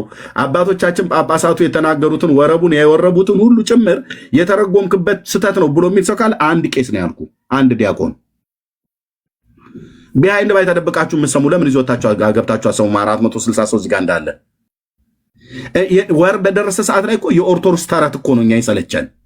ሰኔ ሚካኤል ላይ እመጣልሃለሁ። ትናንት ዛሬ ለአበላብ ሆነ ዳቦን ስገምጥበት ከነገፈቱ ጠላህን ስጠጣበት የዋልከው የባህራን ደብዳቤ ደግሞ እናመጣዋለን ከመጽሐፎቻችሁ ጥርስ ከምላሱ ገልጠዋለሁ። አዎ ማን አለና ማን ላስገባ? አሁን ለምሳሌ አንድ ሰው ልኳል። ይኸው ላስገባልህ። አይ ዶንት ኖ ኤርሚያስ ጥያቄ ልጠይቅህና እዛ እንትን ልበል።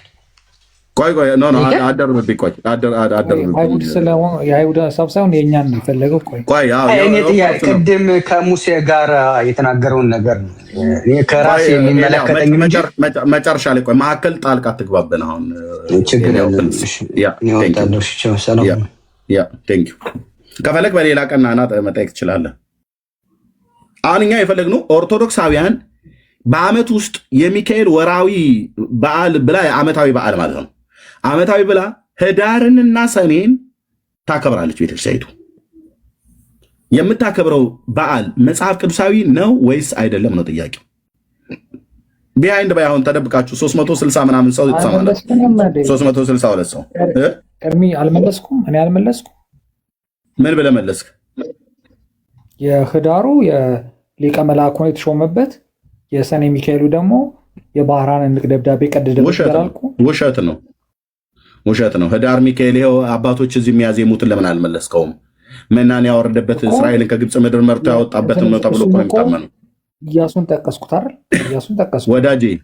እሺ መናን ያወረደላቸው ሮያል ፕሊስ ሰውን አሰልቻ አታድርገው። እኔ ስታገስህ እኮ በእውነት ላይ እኮ እንድታወራ ነው። ዝም ብለህ ሰው እንዳይሰለች አታድርግ። በዚህ ጉዳይ ላይ እንደው እንዳታዘን ብታዝን ምን ያስቀድም ይቅርታ ጠይቃለሁ።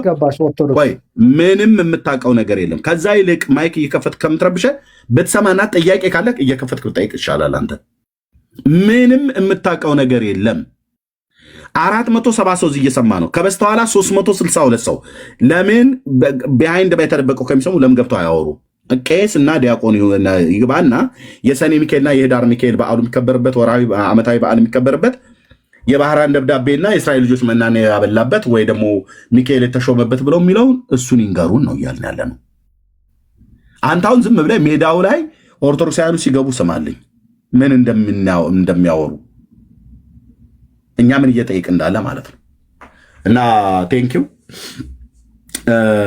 እሺ ቴዲ አይ ቲንክ የሆነ ነገር ሲኖር ነው ቴዲ የሚልከው እንጂ እንደዚህ ልኮ አያውቅም። ኤኒዌይ የጌታ ጸጋና ሰላም ይብዛላችሁ። ሁላችንም በክርስቶስ ኢየሱስ ስም ሰላም ብያለሁ። ስለ ህዳር ሚካኤል ሲወራ ስለሰማው ነው።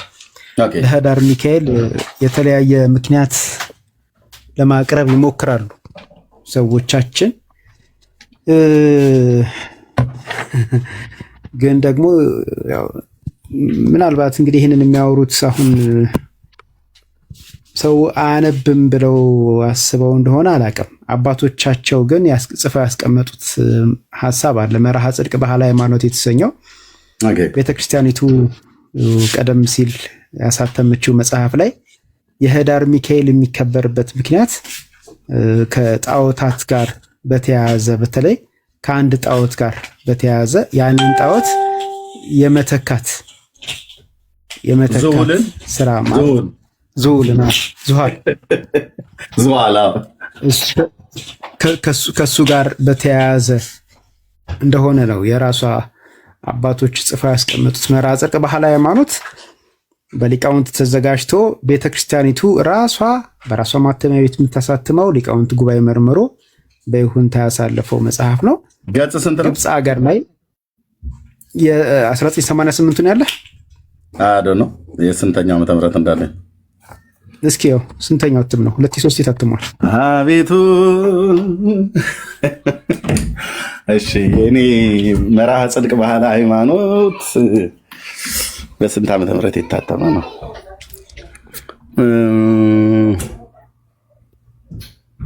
መርሐ ጽድቅ ባህለ ሃይማኖት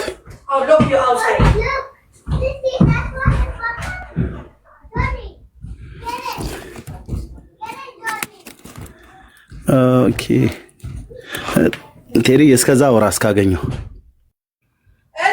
እሺ ምንድነው ታሪኩ ባጭሩ? በግብፅ ሀገር የነበሩትን ጣዖታት በሙሉ ከማርቆስ ጀምሮ የነበሩት ጳጳሳት የማጥፋት ስራ ሲሰሩ ቆይተዋል። ነገር ግን ዙዋል የተባለውን ጣዖት ማንም ሳይነካው እንደተከበረ ቆይቷል። እስከ መቼ ድረስ? እስከ 320 ዓመተ ምህረት ድረስ ማለት ነው።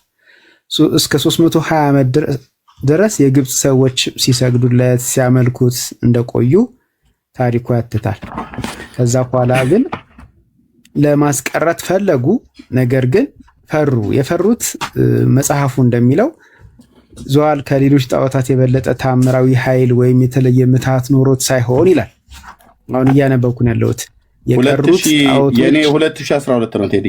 ያ ምናልባት ገጻቸው ተመሳሳይ ላይሆን ይችላል። እስኪ ገጽ 152 ጋር ቼክ አድርጉ። ያው ሲታተም ርዕስ ስለሚኖረው እናገኝ እንችላለን። 152 አንተ እየፈለክ ሐሳቡን ልቀጥል ነው። ቀጥል። የቀሩት ጣዖቶች አንድ በአንድ ሲወድቁ ሲደመሰሱ የግብፅ ሕዝብ አልተጋፋም ነበረ። ዙሃልን የደፈርን እንደሆነ ግን ሕዝብ ይነሳብናል በማለት ፈርተው ነበረ። በተጠቀሰው ዓመተ ምህረት ግን የእስክንድሪያው ሊቀ ጳጳስ አባ እለእስክንድሮስ እንደምንም ብሎ ሕዝቡን እያግባባና እያስተባበረ እያባበለም ብዙዎችን በማስረዳትና በማሳመን ዙሃል ከምኩራበ ጣዖትነት ተነስቶ በምትኩ የቅዱስ ሚካኤል ታቦት እንዲገባበት አድርጎ የዙሃል በዓል በየዓመቱ ህዳር 12 ቀን ይከበር ስለነበረ ልማድን መተው አስቸጋሪ ነው እና ህዝቡን ለማስደሰት ሲል በዚያው በተለመደው ህዳር 12 ቀን ይከበር ብሎ አዋጅ አስነግሮ አዋጁም ጸደቀ ይላል።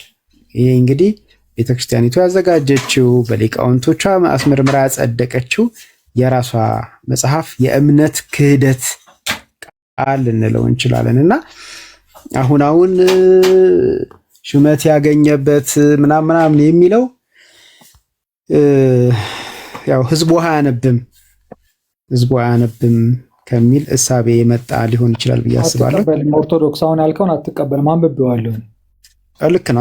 አንተ ያላነበብከው የለም። አንተም ልክ ነው። እኔ ከአንተ ጋር እኮ አላወራም፣ እኔ ከሊቃውንት ጋር እኮ አላወራም። አትቀበልም ይለኛል ቤተክርስቲያኒቱ ራሱ ያሳተመችውን መጽሐፍ።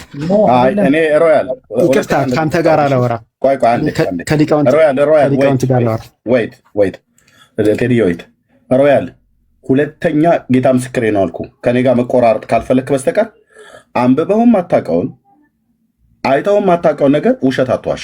እኔ በዚህ አላውቅህም። ውሸት አትዋሽ። ቤተክርስቲያን የጻፈችው የለቀለቀችው መጽሐፍ ነው እጃችን ላይ ያለው። ሰውን ሆን ብለህ ለማበሳጨት የምታደርግ ከሆነ እግዚአብሔር ምስክሬ ነው እዚህ ቤት እኔ ጋር አትመጣም። በቃ እየወደድኩ እዛው ሄደህ ትቀጥላለህ ማለት ነው። ውሸት አትዋሽ ብራዘር። መረጃ አምጥተን ጠይቄ እኮ ያገኘሁት ውሸት አትዋሽ። በቃ ብራዘር፣ እኛ መጽሐፉን ነው የምናነብልህ። አንተ ብትጠይቅ የሚመልሱልህ ዜሮ ነው። ዜሮ አልኩ። ለማምለጫ ብለው የሌለውን ነገር ነው የሚያወሩ። እኛ ግን እዚህ መጽሐፍ ነው፣ መጽሐፍ ገልጦ ነው የሚያወራ። አንብቤዋለሁ እንደዚህ አትልም አትበል። አታውቀውም መጽሐፉን ራሱ ብራዘር። እና እንደዚህ አታርግ እሺ። ማይክ እየከፈትክ እንደዚህ እንዳታረግ። ቴዲዬ ጨርስ። ቴንክ ዩ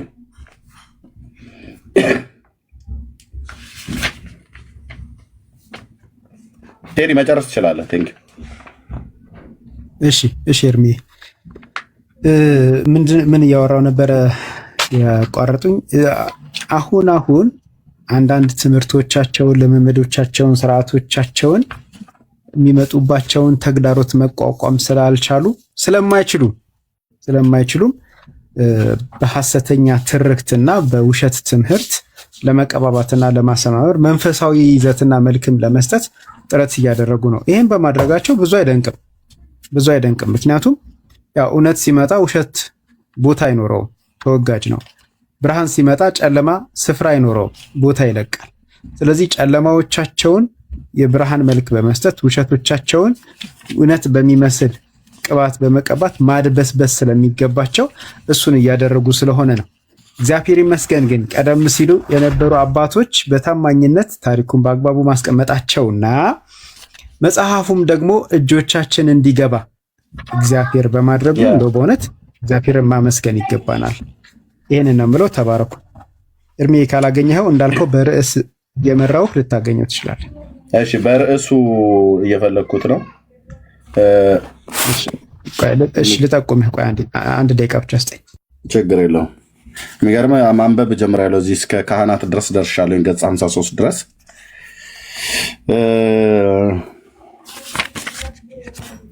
ስለ መላእክት ማለት ነው። ኦኬ፣ ምናልባት ከተፈቀደ እሺ፣ ቀጥሉ። አሁን ቀጥሉ እናንተ። እሺ፣ ቀጥሉ።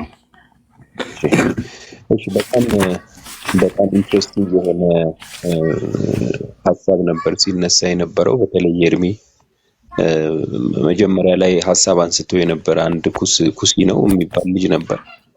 እሱ በቃ መቋቋም አልቻለም።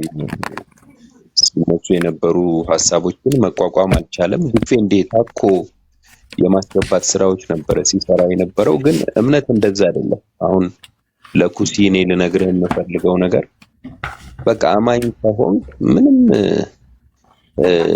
ግብ ወይም ደግሞ ትልቅ ስድቦችን በመስደብ አይደለም። በቃ ችግር የለውም። አንተ ያመንከው ነገር ትክክል እንደሆነ መረጃህን እያቀረብክ ነው ልታስረዳ የሚገባው። እንደዚህ እንደ ኤርሚ አይነቶች ደግሞ በጣም ብዙ አመታት ቤተክርስቲያኒቱን ሲያገለግሉ የነበሩ ረጅም ዘመን ያገልግሎት ልምድ ያላቸው መጽሐፍትን በደንብ መርምረው የሚያውቁ እግዚአብሔር ያስነሳቸው ሰዎች ደግሞ ሲገኙ ኦርቶዶክሳውያን የሆናችሁ ሁሉ አሁን እዚህ ላይቭ ላይ ያላችሁ እንድትሰሙ የሚፈለገው ነገር ምንም በቃ እናንተ መማር ነው ያለባችሁ። እስክሪብቶን ወረቀትህን አውጥተህ ተማር። በቃ እከሌን አትንካ እምነቴን አትንካ የሚባል ነገር የለም። ሰው የፈለገውን ነገር መናገር ይችላል። እናንተ በጣም ብዙ ነገር ስትናገሩ ብዙ ነገር ስትሉ ጽፋችሁ ስትፖስቱ እናነባለን። ችግር የለውም፣ መብታችሁ ነው እሱን ማድረግ። ግን በቃ መጽሐፍ ቅዱስ ላይ ብቻ የተጻፉ የእግዚአብሔር ሕያው ቃል ላይ ብቻ የተጻፉ እውነቶችን ማንጸባረቅና ማስተጋባት ደግሞ የክርስቲያን አይነተኛ መለያ ነውና ኩሲም ሆንግ እንደገና ደግሞ አሁን ሮያል በቃ ዝም ብላችሁ መስማት መከታተል። ሌሎቻችሁም ይሄንን ክርስቲያናዊ ዲሲፕሊን ብትይዙ ነው የተሻለ የሚሆነው፣ የሚጠቅማችሁ አትራፊ የምትሆኑት እንደዛ ነው። ኤርሚ ስልጣን ያለው መንፈሳዊ ሰው ነው። ምንም ብለህ ልታስቆመው አትችልም። በጣም ብዙ ተሞክሯል እኮ፣ በጣም ብዙ ጥረት ተደርጓል። አሁን ኢቨን ሪፖርት ታደርጋላችሁ። ምንም ሪፖርት ማድረግም ደግሞ አያስፈልግም። ሌሎቻችሁ ቅዱሳን ደግሞ በዚህ አጋጣሚ እንዲህ አይነት ድምጽ የሆኑ ሰዎች ሲኖሩ ታፕታፕ በማድረግ ሼር በማድረግ አካውንቱ እንዳይዘጋ በተደጋጋሚ ብሎክ እንዳይደረግ ድምጹ እንዳይቆም መተባበር ያስፈልጋል በተቻለ መጠን ማለት ነው። ኦኬ እንግዲህ ይሄንን ምናልባት እንደ መግቢያ ከተናገርኩኝ እኔ ውይይቱን በጣም ደስ ብሎ የነበረ ስሰማ የነበረው ስለ መላእክት ስለ ነገረ መላእክት አንድ መታወቅ ያለበት ነገር እኔ አስታውሳለሁ አሜሪካን ሀገር እንደነበርኩኝ ከኒው ኦርሊንስ ኤርፖርት ወደ ሂልተን ሪቨርሳይድ የሚባል አንድ ሆቴል አለ። ወደዛ አንድ ክሊያንትን እየወሰድኩ እያለ አንዲት ሴት ናት፣ ቱሪስት ናትና ከየት ነው የመጣኸው ምናምን አለች። ነገርኳት። እኔ የመጣሁት እንደዚህ ኢትዮጵያ ከሚባል ሀገር ነው ብዬ ነገርኳትና ወዲያውኑ የኔን ነገር ሰማችና ያገናኘችው እነዛ በጣም ብዙ አማልክቶችን ታመልካላችሁ ሆይ የሚል ጥያቄ ጠየቀች፣ ስለ ኤንጅልስ። ምክንያቱም መላእክት በጣም ከፍተኛ ትኩረት ተሰጥቷቸው በቃ ወርሺፕ ይደረጋሉ፣ ይወደዳሉ። በየቤቱ ብንገባ በጣም በቃ ስዕላቸው ግድግዳ ላይ ተለጥፎ በአብዛኛው የምንመለከተው የኦርቶዶክስ እምነት ተከታይ በአብዛኛው የሚበዛበት ሀገር ኢትዮጵያ ውስጥ ነው። እና በጣም ሰቀጠጣት በቃ ይሄን ስትናገር እና እኔ ከዛኔ የመጣሁት አልኳት እና በጣም ደስ አላላትም። አንዳንድ ነገሮችን ልታጋራኝ ልትነግረኝ ሞከረች። በወቅቱ እኔ በርግጥ በጌታ አልነበርኩም። በቃ ዝም ብዬ ሰማኋት። ሪፊውዝም ላደርግ አልፈለኩም። ኦርቶዶክስ እምነት ተከታይም በነበርኩበት ጊዜ ያው እውነትን ፈልግ ስለነበረ የኦርቶዶክስ እምነት ራሱ እረፍትን ሰጥቶይ ስላልነበረ እረፍትን ፈልግ ስለነበረ በቃ ዝም ብዬ ነበር ስሰማ የነበረው የቱ ጋር ነው ስህተቱ ያለው የሚለውን ጌታን እስከማገኝ ድረስ ማለት ነው። እና መላእክትን በጣም አግዝፎ አተልቆ የሚያይ እውነት ለመናገር ከሆነ ኢትዮጵያ ውስጥ የሚኖሩ ኦርቶዶክሳውያን ናቸው። ይሄ ምንም የሚታበል ሀቅ እውነት ነው። በቃ መላእክትን በጣም የመውደድ ነገር አለ። ደግሞ እምነት ደግሞ ወሳኙ የሚስተካከለው እይታ ሲስተካከል ነው። አሁን ኤርሚ ምንድነው እያደረገ ያለው ካልን እይታችንን ከመላእክት ላይ እናንሳ ነው። ልባችንን ለመላእክት አንስጥ ነው። በቃ እይታችንን ማላይ ማድረግ እንዳለብን እንድንገነዘብ ልባችን ውስጥ ደግሞ ተቀድሶ መኖር ያለበት ማን እንደሆነ እንድናውቅ ነው። መላእክት መንፈሳዊ ፍጥረታት ናቸው። በቃ እግዚአብሔር የፈጠራቸው መናፍስቶች ናቸው። ኃይላቸው ውስን ነው። መላእክት ሁሉን አያውቁም። ሁሉን የሚያውቅ እግዚአብሔር ብቻ ነው። መላእክት ሁሉን አይችሉም። ሁሉን ቻይ አይደሉም። ሁሉን ቻይ እግዚአብሔር ብቻ ነው። መላእክት ከፈጣሪ ውጭ አይሰሩም። በራሳቸው ኢኒሼት አድርገው አስበው ተነስተው የሚሰሩ አይደሉም። በቃ መላእክት ሚሴንጀርስ ናቸው። እግዚአብሔር ብቻ ነው በመላእክት የሚሰራው። እግዚአብሔር ብቻ ነው መላእክትን የሚልከው። ይሄንን መገንዘብ ያስፈልጋል። ወንድምነት ቆይ አንዴ ቆይ ወንድምነት ቤካ ወጥቶ ነው። ሶሪ ስላቆየው እና ተመለሰ። ቤካ የምትናገረው ካለ ተናግረህ ትወጣለህ። ሳልሰጣችሁ ረጅም ሰዓት አስቀምጫችኋለሁ። በጣም ይቅርታ። ቤኪ ቤኪ እንኳን እንደዚህ እሺ፣ ሶሪ ድል ስላልሰጣችሁ የምትሉት ነገር ካለ ወንድማችን አጠር አድርገውና ሌሎችም ብለው አይ ቲንክ አፍሪካ ነው ያሉት እነሱ መተኛ ስላለባቸው። እሺ፣ በጣም ጥሩ። እሺ፣ ምንድነው እይታ እንዲስተካከል ነው አሁን ትልቁ ነጥብ። እዚህ ጋር እየተሰራ ያለው ነገር የእይታ መስተካከል እንዲኖር ነው። እይታችን ማን ላይ ይሁን የሚለው ነገር ለመስራት ነው። እንግዲህ ይብቃኝ። በሌላ ጊዜ ደግሞ ጆይን አደርጋለሁ። ሌላ ጊዜ ደግሞ ኤርሚ የምትገባበትን ሰዓት ደግሞ ብትነግረን እንድንከታተልህ ጥሩ ነው የሚሆነው። በዚህ ሰዓት ላይ እንደዚህ አይነት ፕሮግራም ይኖረኛል የሚል ቀድመህ ኖቲፋይ ብታደርገን ፎሎ እናደርጋለን ማለት ነው። እንከታተላለን። ድንገት በአጋጣሚ ነው ዛሬ ይሄንን ፕሮግራም ጆይን ያደረኩት እና እንደዛ አይነት ነገር ቢኖር በጣም ጥሩ ነው። እንግዲህ ጌታ ይባርክህ። በጣም ማከብርህ ሰውነህ እሺ። ሌሎቻችሁ ደግሞ ቴንክ ዩ ወንድማችን። ምናልባት የምገባበት እኔ ኮመን የሆነ ሰዓት የለም ማለት እንደዚህ አንድ ቦታ ላይ ውስን የሆነ ሰዓት የለም። አንዳንዴ በእኔ ምሽት እገባለሁ፣ በእኔ ጠዋት እገባለሁ። አሁን ጋ ጠዋት ነው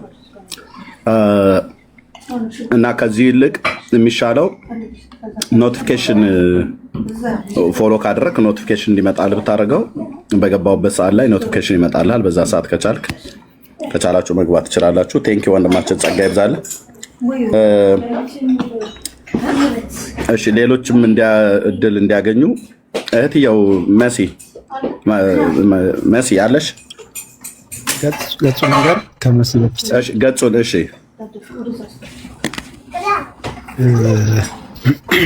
እስኪ በቪዲዮ አሳየ ማውጫውን። እሺ፣ ማውጫው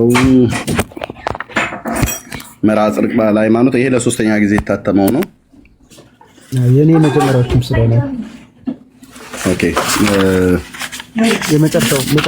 የመጨረሻው ማውጫ እዚህ ያለው ልክ ነህ። ማውጫው ጋር ሆኖ የመጨረሻውን ዝርዝር ማለት ነው። የመጀመሪያ ገጽ ያ